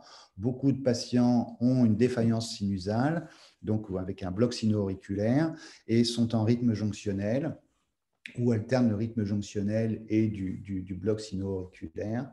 Donc, vous voyez ici un électrotypique de Senning avec une activité droite importante puisque le ventricule droit est sous l'aorte et peu d'activité gauche. Et il faut savoir qu'appareiller ces patients n'est pas sans problème, puisqu'il faut que les chenaux soient perméables. Et je vous rappelle qu'il y a des sutures. On va voir que l'obstruction des chenaux est une des problématiques et qu'il faut mettre la sonde dans le ventricule gauche si on la met par voie veineuse. Donc, on peut avoir des difficultés de trajet de ces sondes. Il peut y avoir des troubles du rythme qui, si on n'est pas dans la stimulation, on est dans l'ablation. Et donc là, vous voyez un flotteur avec l'aspect donc des ondes de flotteur qui peuvent être plus atypiques que ça. Et ici, ce n'est pas facile de faire le diagnostic de flotteur dans un Senning. Et donc, si on veut aller ablater un flotteur, il peut y avoir différents circuits de réentrée dans le flotteur. S'il y a du dacron dans le mustard, il peut y avoir des circuits complexes à ablater. Et le trajet pour atteindre ces circuits en ablation peut également être délicat. Non seulement ça crée des troubles du rythme et des troubles de la conduction, mais ça altère la capacité fonctionnelle, puisque avant un ventricule droit systémique, va vous donner une performance, la diapo est un peu moche et décalée là, mais qui est nettement plus basse que dans des patients qui ont un cœur normal, puisque vous voyez ici qu'il y a une altération environ d'un tiers de la VO2 max chez ces patients-là. Ce qui est préoccupant, c'est que le dysfonctionnement du ventricule droit est quelque chose qui a l'air un peu inéluctable chez ces patients. Et ça, c'est un travail qui est déjà ancien, mais qui a montré que, en observant simplement la fonction systolique et la fraction d'éjection du ventricule droit systémique dans une population de Senning de façon longitudinale, eh bien, on avait une décroissance progressive de la fonction. Et donc, à la fois l'apparition d'arythmies fréquentes et la diminution de la fonction ventriculaire va conduire à cette mortalité que je vous ai expliquée. La défaillance du ventricule va aussi s'accompagner d'une fuite de lavage tricuspide qui va être une fuite le plus souvent fonctionnelle, puisqu'il y a peu de malformations de lavage tricuspide dans la transposition des gros vaisseaux, même si on a évoqué straddling et overriding. Et donc, souvent, la fuite tricuspide témoigne plutôt d'une défaillance du ventricule systémique que de la majoration d'une fuite malformative. Et donc, c'est un mauvais signal chez ces patients. Des problèmes plus simples, entre guillemets, c'est l'obstruction des chenaux. Donc, on voit ici l'obstruction du chenal veineux pulmonaire, veine pulmonaire, la partie postérieure de l'oreillette gauche que j'ai mis entre guillemets, la sténose serrée, et puis ici le reste du Senning. On comprend bien que ceci va à une physiologie de rétrécissement mitral et va mettre le patient en œdème aigu du poumon et qu'il va falloir le reprendre. Il peut y avoir aussi des obstructions du chenal cave, ici une sténose de la veine cave supérieure avec une dérivation par la zygose. Et on peut avoir besoin donc de dilater ou de stenter ces chenaux caves, ce qu'on ne peut pas faire à gauche, hein, et pour pouvoir, par exemple, passer une sonde d'entraînement. Donc la vérification des chenaux est très importante avant d'appareiller ou d'ablater les patients. On voit ici chez ce patient qui avait une transposition un petit peu particulière en situs inversus, que le chenal cave inférieur est obstrué. Et donc, pour pouvoir ablater ce patient, si on veut passer par en bas, il va falloir ouvrir ce chenal cave. Bon, je ne m'étends pas trop sur le switch atrial, puisque je pense que Laurent Cizerin vous en a parlé, si je me souviens bien, ou si elle vous n'en a pas encore parlé, ça sera très bientôt. Venons-en à la transposition des gros vaisseaux CIV sténose pulmonaire, qui va me permettre d'embrayer après, puisqu'il ne me reste pas beaucoup de temps sur ventricule droit à double issue. Donc, la transposition des gros vaisseaux avec CIV sténose pulmonaire, eh bien, c'est cette malformation. Donc là, on voit une coupe des deux ventricules et puis les deux vaisseaux qui sont parallèles. Et vous pourriez me dire, bah, en fait, c'est une tétralogie de Fallot, avec ici l'aorte à cheval au-dessus de la communication interventriculaire et la sténose pulmonaire. Et vous n'auriez pas tort, sauf que la tétralogie de Fallot, eh bien, c'est ce qu'il y a ici à gauche, avec les deux vaisseaux qui se croisent, que vous voyez très bien, et la bascule antérieure du septum conal, l'obstruction sous-pulmonaire. La transposition des gros vaisseaux, on la voit à droite, et ici, les vaisseaux sont transposés parallèles, et il y a une bascule du septum conal sous l'artère pulmonaire, et ici, c'est le ventricule gauche. Là, c'est le ventricule droit. Ce n'est pas évident, mais il faut me croire sur parole. C'est donc une transpose CIV sténose pulmonaire. Ça ressemble effectivement un petit peu à une tétralogie de Fallot en termes de relation de l'aorte avec la communication interventriculaire et d'anatomie de la voie sous-pulmonaire, sauf que les vaisseaux sont parallèles et en discordance ventriculo-artérielle. Voilà l'image échographique de la coupe d'anatomie que je vous ai montrée, le ventricule gauche, l'artère pulmonaire, le ventricule droit, l'aorte, et ici la bascule postérieure du septum conal sous l'artère pulmonaire et la communication interventriculaire de la voie d'éjection. Voici un autre exemple. Ici, je vous ai montré légendé exactement la même chose. Et on voit ici, l'aorte est là, le ventricule droit est là. Et ici, on a donc la valve pulmonaire qui est rétrécie, qui s'ouvre peu, avec le septum conal qui est basculé ici. Donc, bien sûr, la question, c'est de dire qu'est-ce qu'on va faire comme réparation, puisque on ne peut pas switcher le malade. Parce que si on switch le malade, on va avoir une sténose aortique. Et ici, on voit l'orifice en gicleur de la valve pulmonaire. Donc, qu'est-ce qu'on peut faire? Ce qu'il faudrait, c'est diriger le sang rouge qui arrive dans le ventricule gauche vers l'aorte. Donc, ça a l'air assez facile, sauf qu'il ne faut pas fermer la CIV. Fermer la CIV, elle est là. Donc, si je ferme la CIV, ça ne va pas aller. Donc, il faut que je ferme le trou, entre guillemets. Ce trou, c'est en fait un truc qui est dans le ventricule droit, et on n'appelle pas ça la communication interventriculaire, parce que la CIV est là. Et on va en fait tunnéliser, on appelle ça tunnéliser, créer un tunnel dans le ventricule droit pour diriger le sang rouge vers l'aorte. Mais à ce moment-là, les deux vaisseaux sortent du ventricule gauche. Et donc, il faut que je ferme l'artère pulmonaire et que je mette un tuyau pour aller du ventricule droit à l'artère pulmonaire.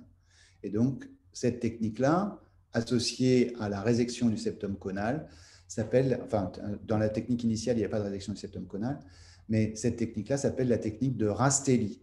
Donc, on va tunnéliser le ventricule gauche vers l'aorte, puisque l'aorte est à cheval, et puis on va mettre un tube entre le ventricule droit et l'artère pulmonaire. Vous connaissez cette réparation, c'est la réparation de l'atrésie pulmonaire avec communication interventriculaire quand on doit mettre un tube. Donc, c'est la technique dite de Rastelli. Donc, on n'utilise plus trop ce mot-là dans l'atrésie pulmonaire avec communication interventriculaire en France, mais c'est cette technique-là qui a été utilisée et décrite par Giancarlo Rastelli. Et donc, pour que la communication interventriculaire ne soit pas trop petite, eh bien, on enlève le septum conal dans une amélioration de l'intervention de Rastelli. Et donc, voilà le schéma. Je tunnélise du ventricule gauche vers l'aorte, je ferme la valve pulmonaire, et puis ensuite, je mets un gros tuyau entre le ventricule droit et l'artère pulmonaire, et vous avez en haut à droite le portrait de Giancarlo Rastelli. Et voilà ce que ça donne après. On a ici le tube. Voilà, les vaisseaux sont toujours en position de transposition des gros vaisseaux, parallèle, comme vous pouvez le voir. Et puis ici, on a le tunnel. Alors celui-là, il est rétréci chez ce patient, je vais vous montrer tout à l'heure. Et donc, c'est l'opération de Rastelli. Cette opération, en fait, elle laisse un tube. Et donc, s'il y a un tube, eh bien, il faudra le changer. Et donc, si on mélange les opérations, c'est-à-dire Rastelli et le switch, eh bien, il suffit de les mélanger en ajoutant la manœuvre de Lecomte. Et donc, dans ce cas-là, on va toujours tunnéliser du ventricule gauche vers l'aorte, fermer l'artère pulmonaire, mais pour éviter de mettre un tube, eh bien, on va décroiser l'artère pulmonaire. Donc, il faudra avoir sectionné l'aorte pour le faire. Et on va réimplanter, cette fois-ci, de façon directe, sans valve, puisqu'il n'y a pas de culot comme dans le switch. On va réparer comme si on faisait une abso. On va ouvrir le ventricule droit, donc faire une ventriculotomie. Et puis ensuite, patcher la voie d'éjection du ventricule droit, donc cette néo-voie d'éjection, vers une artère pulmonaire qui est dévalvée. Cette technique-là s'appelle le REV, réparation à l'étage ventriculaire, et a aussi été promue par Yves Lecomte, puisque bien sûr, elle comporte la manœuvre de Lecomte. Et donc, voilà à quoi ça ressemble. On voit ici la canule, donc, enfin, la sonde qui permet d'aller du ventricule gauche vers l'artère pulmonaire. Ici, le septum conal avec l'aorte qui naît au-dessus du ventricule droit. C'est une vue avec le ventricule droit qui a été enlevé, la paroi antérieure. On enlève le septum conal. On fait le tunnel entre la communication interventriculaire et l'anneau aortique. Et puis, on ferme après la valve pulmonaire, ce que vous voyez ici. On décroise l'artère pulmonaire. On fait une ventriculotomie ici, enfin elle a déjà été faite là, et puis ensuite on patch l'orifice de ventriculotomie vers l'artère pulmonaire qui est dévalvée, c'est l'opération de REV. Voilà à quoi ça ressemble. Je vous ai mis exprès une coupe un peu atypique, on ne voit pas tout très très bien. Donc l'oreillette gauche, le ventricule gauche, l'aorte, le ventricule droit. Et ce que je vous ai montré avec la flèche rouge, c'est l'ancienne artère pulmonaire, d'accord? Donc on voit bien que les deux vaisseaux sortiraient du ventricule gauche, si on les avait laissés ouverts, mais on a fermé le tronc de l'artère pulmonaire, il y a un petit bout de septum conal qui reste, et puis ensuite il y a le patch de tunnélisation. La CIV, en fait, elle était là, d'accord? Et le patch de tunnélisation qui dirige le sang vers l'aorte. Et ce que je vous ai montré tout à l'heure sur le scanner brièvement, c'est que une des complications du REV, ça peut être justement la création d'un obstacle, l'apparition plutôt d'un obstacle sur le chenal entre le ventricule gauche et l'aorte, qu'on voit ici avec un développement d'une membrane sous-aortique. Et puis de l'autre côté, on a toutes les problématiques des voies pulmonaires qui sont dévalvées et étirées et qui peuvent donc créer des sténoses ou des fuites. Et donc c'est une problématique en gros qui est celle de la tétralogie de Fallot que vous avez déjà vue. Voilà ici l'aspect de sténose du chenal dans une tunnélisation entre le ventricule gauche et l'aorte, et que vous voyez ici, donc l'oreillette gauche, le ventricule gauche, et puis l'aorte avec cet aspect rétréci du chenal sous-aortique dans une tunnélisation, dans un Rastelli. Les artères pulmonaires sont disposées comme dans une manœuvre de Lecomte, je vous ai déjà montré ça. Un mot avant de faire VDDI en 30 minutes, qui va être challenging, sur ce que c'est que la transposition des gros vaisseaux anatomiquement corrigée. Eh bien, c'est une malformation bizarre que beaucoup de docteurs ne connaissent pas, ils n'ont pas obligatoirement tort, parce que, en fait, dans cette malformation, les vaisseaux ont une course parallèle, mais ils sont en concordance ventriculo-artérielle. Donc, en gros, on s'en fout. C'est juste un problème de forme et de position des gros vaisseaux. C'est-à-dire que l'aorte est bien au-dessus du ventricule gauche, l'artère pulmonaire est bien au-dessus du ventricule droit, donc il n'y a pas de problème. Et les vaisseaux ont pourtant une course parallèle. Donc, vous me demanderez, mais comment on se rend compte? Eh bien, souvent, on ne s'en rend pas compte. Donc, il y a des séries autopsiques qui ont constaté cette malformation, mais il n'est pas du tout exceptionnel qu'elle soit associée à une communication interventriculaire. Et c'est le fait d'être associé à une communication interventriculaire qui fait qu'on en fait le diagnostic. Et donc, si on regarde les malpositions, eh bien, on va avoir ici la transpo, dont on a longuement parlé. Et puis ici, la transposition anatomiquement corrigée, l'aorte du ventricule gauche, artère pulmonaire du ventricule droit avec des vaisseaux parallèles. On va voir que ce n'est pas tout à fait vrai le parallélisme. Et puis au milieu, on a ce qu'on appelle la double discordance, parce que comme les anglo-saxons, ils n'ont pas beaucoup de vocabulaire, ils ont appelé ça congenitally corrected transposition of the great arteries, comme si deux malformations pouvaient se corriger l'une l'autre. Donc c'est le moins par moins, ça fait plus. Bon, c'est un terme consacré, mais vous comprenez bien que c'est un terme imbécile. Donc, on appelle ça en français double discordance, pour discordance ventriculo-artérielle et atrio-ventriculaire. Donc, à quoi ça ressemble? Eh bien, si on regarde la coupe 4 cavités, elle est normale. Les deux vaisseaux ici ont une course parallèle. Ils sont souvent côte-côte, plutôt qu'en D-transposition ou L-transposition. L'aorte sort du VG, l'artère pulmonaire sort du VD. Si on regarde en 3D, on voit bien que les vaisseaux sont parallèles, mais ils sont en concordance ventriculo-artérielle. Et en échographie, ce n'est pas facile. J'en ai pas vu beaucoup dans ma vie. Et les échographies sont difficiles et surtout difficiles à transmettre. Et donc là, on voit un aspect qui ressemble à celui d'une transposition des gros vaisseaux, comme je vous ai montré précédemment.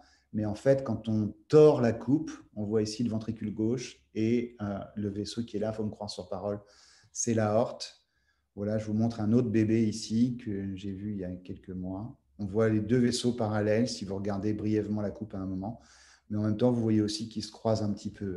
Donc la coupe suprasternale est plus en faveur d'une coupe de transpo que je vous ai déjà montré. Mais en gros, physiologiquement, ça fonctionne normalement. Bon, voilà, donc c'est une cardiopathie un peu anecdotique, mais pour dire qu'elle existe et on l'appelle la transposition des gros vaisseaux anatomiquement corrigée. Pour nous laisser la place à quelques questions après, je vais parler des ventricules droits à double issue. Vous verrez que on a déjà vu beaucoup de choses et que ça va vous permettre de comprendre ventricule droit à double issue très bien. Enfin, j'espère, si j'ai été clair.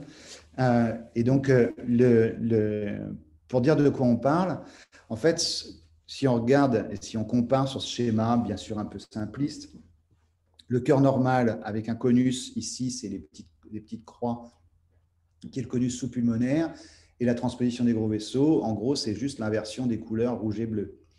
Et les malpositions, c'est quand il y a deux conus. Bon, on a vu que c'était faux, puisqu'on a vu qu'il y avait parfois deux conus dans les transpositions des gros vaisseaux. Donc, c'est peut-être pas tout à fait comme ça qu'il faut comprendre les choses. Donc, si on parle de ventricule droit à double issue, on peut aussi dire, ben voilà, c'est juste les deux vaisseaux qui sortent du ventricule droit. C'est ce qui est dit, avec plus ou moins de bascule du septum conal qui va créer soit des obstacles sous-pulmonaires comme sur le schéma, mais si c'était de l'autre côté, des obstacles sous-aortiques, et des vaisseaux qui sont plus ou moins transposés ou dont la relation entre eux est variable. Bon, tout ça, ça fait une définition relativement difficile. Ce qu'il faut retenir, c'est que la plupart des gens disent que le ventricule droit à double issue, c'est quand les deux vaisseaux sortent du ventricule droit ou quasiment totalement du ventricule droit. La règle, c'est que le deuxième vaisseau, il y en a un qui sort du VD, et le deuxième, c'est au moins 50% au-dessus du VD. Bon, vous voyez que cette définition est quand même pas super claire, mais en tout cas, il faut se débrouiller avec ça. Donc, voilà à quoi ça ressemble en échographie. Si je reprends le schéma de Yen Ho, Ici, on a le ventricule gauche. Il y a une communication interventriculaire qui est la seule sortie du ventricule gauche. Et là, les deux vaisseaux sont 100% au-dessus du ventricule droit. D'accord? Il y a un vaisseau ici, l'autre vaisseau ici. Je n'ai pas mis de nom. On voit qu'ici, c'est la paix, mais je n'ai pas mis de nom à ça. Mais ça, on voit très bien que c'est un vrai VDDI. Un vrai ou un faux VDDI, on pourrait en discuter pendant des heures. Donc, ça, c'est facile à comprendre. Cette malformation, c'est lié, bien sûr, à un problème de wedging, mais plus ou moins associé à un problème de rotation, plus ou moins associé à un problème de septation. Mais en tout cas, initialement, c'est un problème de wedging. Et ce wedging, il est incomplet puisqu'il va laisser, comme dans le cœur embryonnaire primitif, et ce schéma, je pense que Lucie Louyel vous l'a déjà montré plusieurs fois, il va laisser en grande partie la voie d'éjection au-dessus du ventricule droit comme elle l'était primitivement. Et elle va aboutir au fait que l'encastrement, donc la convergence va être incomplète et l'encastrement va bien sûr être pathologique, plus ou moins associé à des problèmes de septation entre les deux gros vaisseaux. Donc, le ventricule droit à double issue, on peut l'observer de façon très précoce, c'est ce que on va voir dans beaucoup d'hétérotaxies ou un certain nombre de cardiopathies univentriculaires où il va y avoir un problème initial de formation de la boucle. Et quand le développement embryonnaire s'arrête au tout début, eh bien, on a toujours un ventricule droit à double issue. Ça, j'en parlerai pas. C'est ce qu'on appellerait les ventricules droits à double issue ou la description de certaines cardiopathies très précoces. Et donc, on va parler surtout des ventricules droits à double issue tardifs. Et donc, dans ces ventricules droits à double issue tardifs, il y a, comme je vous l'ai déjà dit, un problème de convergence et de wedging qui va aboutir au fait que les deux vaisseaux naissent de façon prédominante au-dessus du ventricule droit, plus ou moins associés à un mal-alignement du septum conal. Et donc, à un double conus aussi. Donc, si on classe les ventricules droits à double issue, encore une fois, selon Van Prague, je ne parlerai pas de ceux du groupe 3 qui sont associés aux hétérotaxies, c'est-à-dire les problèmes de looping. J'évoquerai peut-être brièvement les problèmes des ventricules droits à double issue du groupe 2 qui sont associés à des anomalies des voies d'éjection, des ventricules et des valves AV. Donc une problématique intermédiaire, on va dire, donc une cardiopathie souvent complexe et non réparable à deux ventricules. Et on va parler des ventricules droits à double issue tardifs avec un wedging insuffisant, qui sont les schémas que je vous ai montrés au tout début. Donc, ce dont on ne va pas parler, c'est ça, par exemple. Ici, c'est un ventricule droit à double issue très primitif, un petit peu curieux, parce qu'il y a deux valves AV, souvent il y a une valve de CAV, et donc on voit les deux valves AV dans un seul ventricule, et puis ici, il y a un petit ventricule droit avec les deux vaisseaux qui sont très loin. Et donc, ça ressemble à un ventricule droit à double issue très précoce. Voilà à nouveau le même genre de patient. Moi, ici, il y a une valve qui est franchement hypoplasique. Elle était perméable, mais elle est toute petite. Et donc, ça ressemble à un cœur embryonnaire avec un seul ventricule, une CIV, puis un petit résidu de ventricule droit qui va donner les deux vaisseaux. Bien sûr, ça, c'est plutôt dans le cours cardiopathie univentriculaire.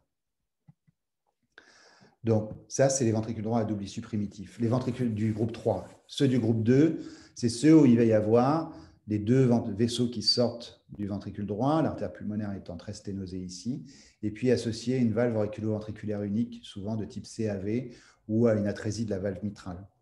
Donc ça, c'est les ventricules droits du groupe 2. Là aussi, très rapidement, on comprend qu'on ne peut pas réparer et qu'on va être obligé de faire un seul ventricule. Donc, on n'en parlera pas.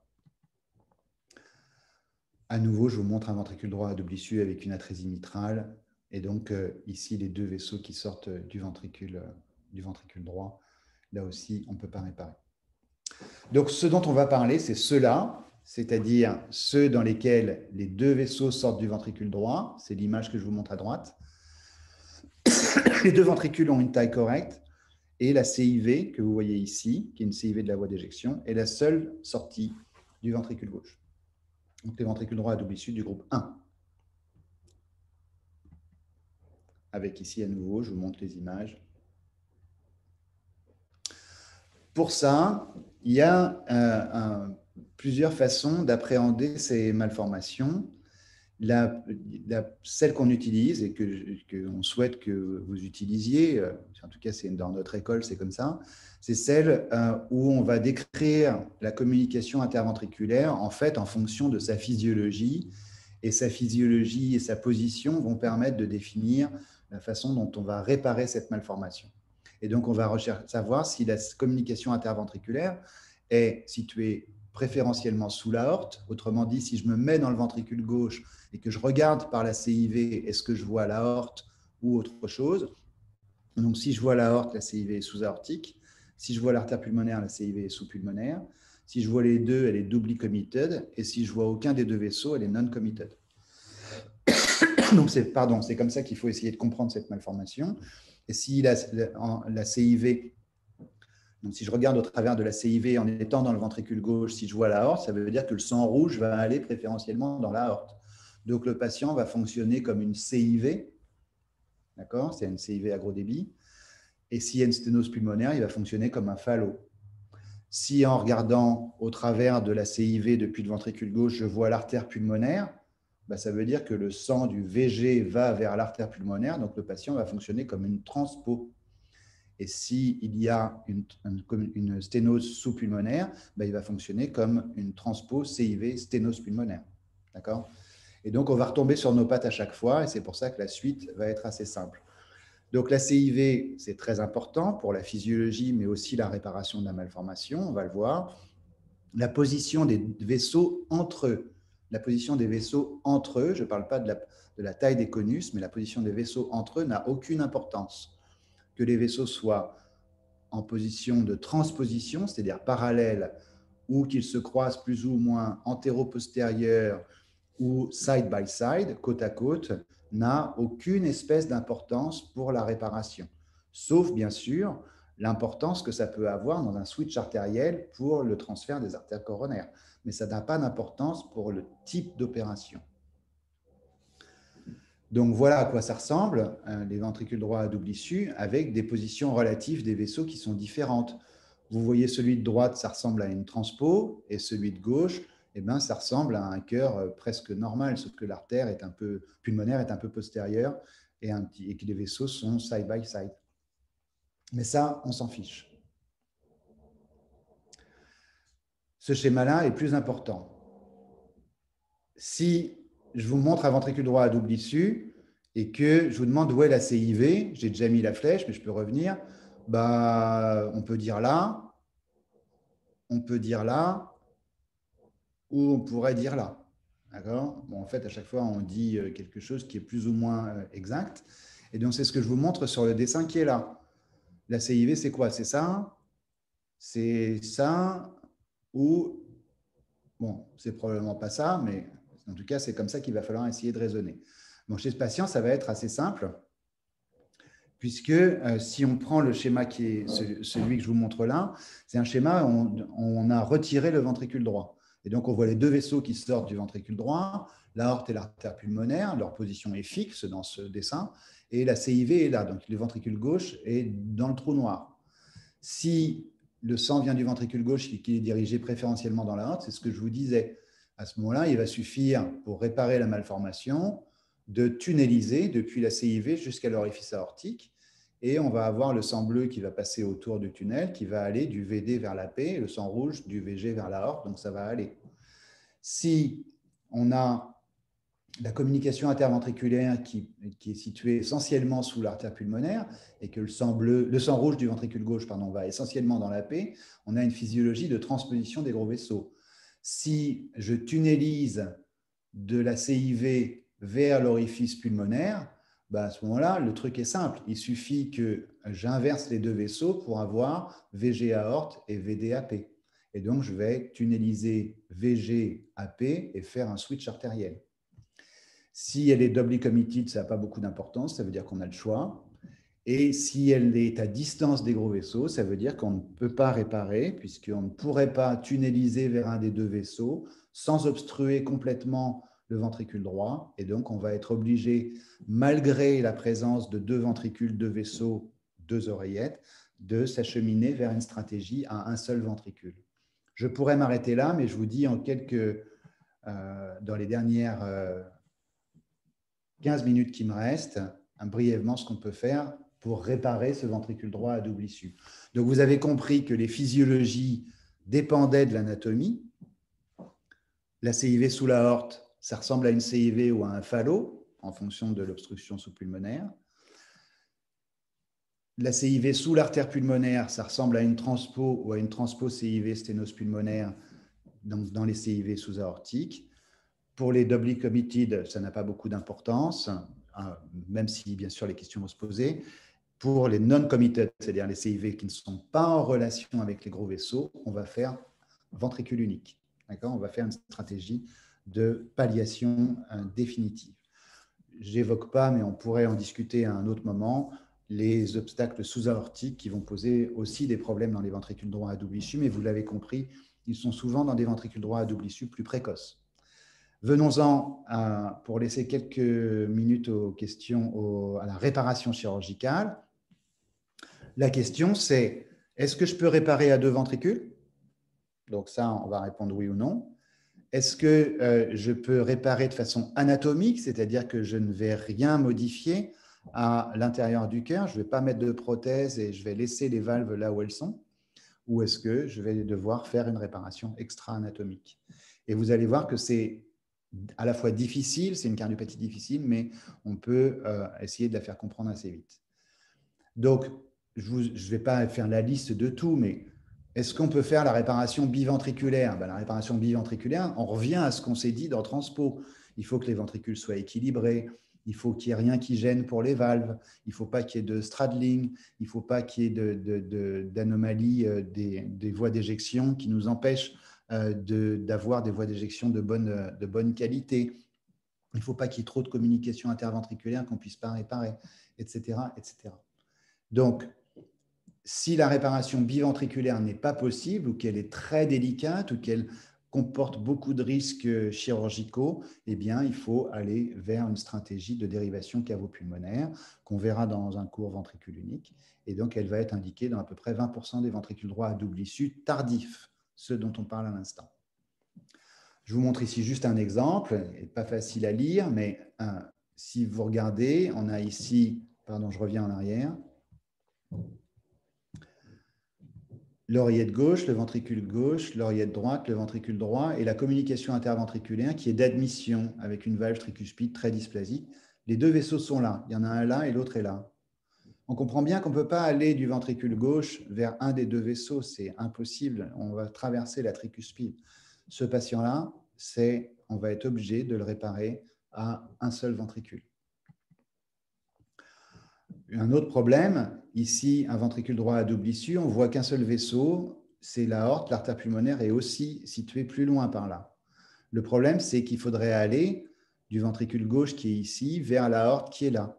Mais on voit ici qu'il y a une grosse insertion de la valve tricuspide sur une sorte de pilier accessoire.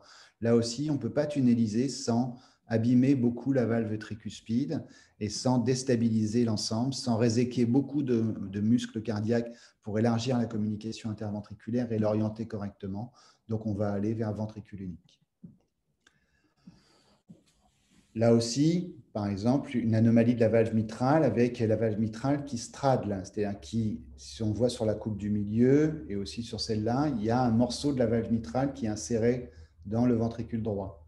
Là aussi, on peut avoir une difficulté importante à réparer cette malformation à 2 ventricules et s'acheminer vers une stratégie univentriculaire. Donc, si la réparation biventriculaire n'est pas possible, on fait ventricule unique. Si la réparation anatomique est faisable, ça veut dire qu'on va connecter le ventricule gauche à l'aorte, le ventricule droit à l'artère pulmonaire, on va laisser les valves artérielles dans leur position native et on ne met pas de conduit. Et donc, la technique, c'est la technique qu'on appelle intraventriculaire repair. On l'a déjà vu dans Transpo CIV sténose pulmonaire.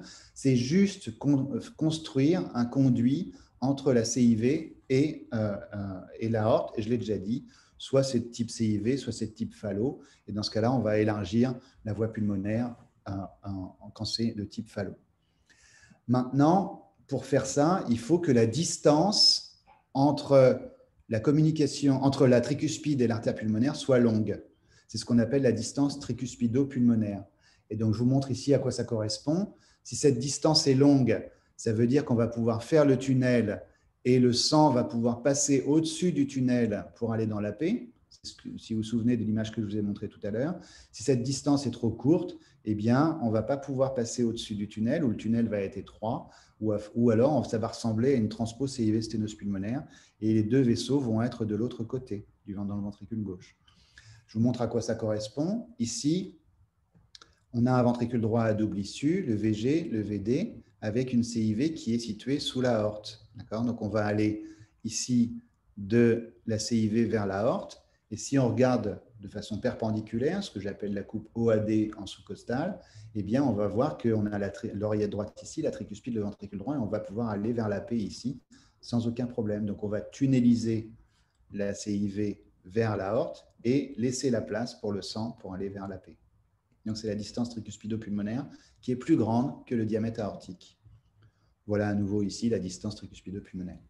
Et donc, si on fait ça, eh bien, on va faire l'IVR. C'est ce que je vous ai déjà montré plein de fois, c'est-à-dire qu'on va tunneliser du VG vers l'aorte, éventuellement en réséquant un petit bout de septum conal ou pas. Voilà le schéma. On élargit un petit peu la CIV en réséquant le septum conal et on tunnelise. Et donc, on a un passage libre vers l'AP depuis le ventricule droit. À quoi ça ressemble en écho? On a VG aorte ici, et puis quand on se regarde dans l'autre sens, c'est la même coupe que tout à l'heure. On a oreillette droite, VD, AP, et quand ça bouge, VG aorte avec le tunnel ici, et de l'autre côté, on voit la partie inférieure du tunnel, hein, et puis le VD, AP qui est normal. S'il y avait eu un rétrécissement, on aurait élargi comme dans un phallo. Donc, c'est ce que je vous montre là. Voilà la CIV sous-aortique. La sténose pulmonaire, et ici en OAD, la sténose comme dans un phallo. Donc, c'est bien un VDDI type phallo qu'on va réparer. Une des difficultés, ça peut être que la tricuspide soit au travers, et à ce moment-là, on peut avoir besoin, dans cette CIV sous-aortique, si on veut réparer, de déplacer la valve tricuspide. Ça, c'est faisable, mais ça peut être difficile et conduire à des stratégies univentriculaires, comme je l'ai déjà dit. Si la distance tricuspido-pulmonaire est courte, on ne peut pas faire d'intraventricular repair. Et dans ce cas-là, on va se trouver dans une situation qui ressemble à celle de la transposition des gros vaisseaux CIV sténose pulmonaire que j'ai déjà dit tout à l'heure. C'est-à-dire que si je tunnelise VG aorte, je vais avoir les deux vaisseaux du même côté. Donc, je vais être obligé de faire un rêve ou un switch. Donc, s'il n'y a pas d'obstacle sous-pulmonaire, donc c'est ce que j'ai écrit là, on va connecter le ventricule gauche à l'artère pulmonaire et on va faire un switch, ce qui va faire que le ventricule gauche va être connecté à l'aorte. Donc ici, une CIV sous-pulmonaire, voilà, avec un chevauchement partiel de l'artère pulmonaire sur la CIV, la même chose ici sur la coupe en oblique antérieure droite. Ici, une autre CIV sous-pulmonaire avec une petite anomalie de la valve tricuspide qu'il faudrait détacher. Ici, exactement la même chose, avec le ventricule gauche, l'artère pulmonaire et l'aorte qui est là. Et donc, la technique consiste à réséquer le septum conal, à tunneliser la CIV vers l'artère pulmonaire et à faire le switch après. La troisième situation, c'est celle où on peut certes tunneliser du VG vers l'artère pulmonaire, mais l'artère pulmonaire est moche. Et donc, soit elle est rétrécie et on est dans une stratégie qui ressemble à transpose CIV sténose pulmonaire et on va faire une tunnelisation VG aorte plus un rêve. Soit on peut utiliser partiellement l'artère pulmonaire, la valve pulmonaire, pardon, et on va faire les opérations qu'on appelle Bex-Nikaido rotation conale. Donc, je vous en montre un exemple. Donc, la coupe en OAD, on voit ici que la communication interventriculaire est sous-pulmonaire, mais qu'il y a une sténose pulmonaire, comme vous pouvez le voir. Donc, on ne peut pas faire de switch. Et donc, on va tunneliser du VG vers l'aorte. L'artère pulmonaire est moche, donc on fait toujours le départ. Puis ensuite, on fait le rêve, ça je vous l'ai déjà montré. Et si on veut conserver en partie la fonction de la valve pulmonaire, on va prélever la racine de l'aorte et la remettre à la place de l'artère pulmonaire. Et on va faire les opérations qu'on appelle Bex-Nikaido ou rotation conale. Et je ne vais pas rentrer dans le détail de ces opérations qui vont permettre de conserver en partie la voie pulmonaire dans la rotation conale et dans le Bex-Nikaido qui vont déplacer le conus aortique. Donc, je vous montre juste, parce que j'ai plus trop de temps, l'algorithme qu'on peut discuter. Est-ce que la réparation biventriculaire est possible? Si la réponse est non, eh bien, on va faire un fond de temps. Si la réponse est oui, on va regarder quelle est la distance tricuspido-pulmonaire. Si elle est plus grande que le diamètre aortique, on va faire IVR, donc intraventriculaire repair, c'est-à-dire tunneliser VG aorte et manager la voie d'éjection droite en fonction de son degré d'obstruction. Si la distance tricuspido-pulmonaire est trop courte, eh bien, s'il n'y a aucun problème anatomique sur la valve pulmonaire, on va faire tunnelisation VG-AP plus switch. Si la valve pulmonaire peut être conservée en partie, on va faire une rotation conale. Et si elle ne peut pas être conservée, on va faire un rêve ou un Bex Nikaido. L'animation est un peu bizarre, mais ce n'est pas grave. Est-ce que vous avez des questions? Donc, si vous avez des questions, on va y venir. Alors,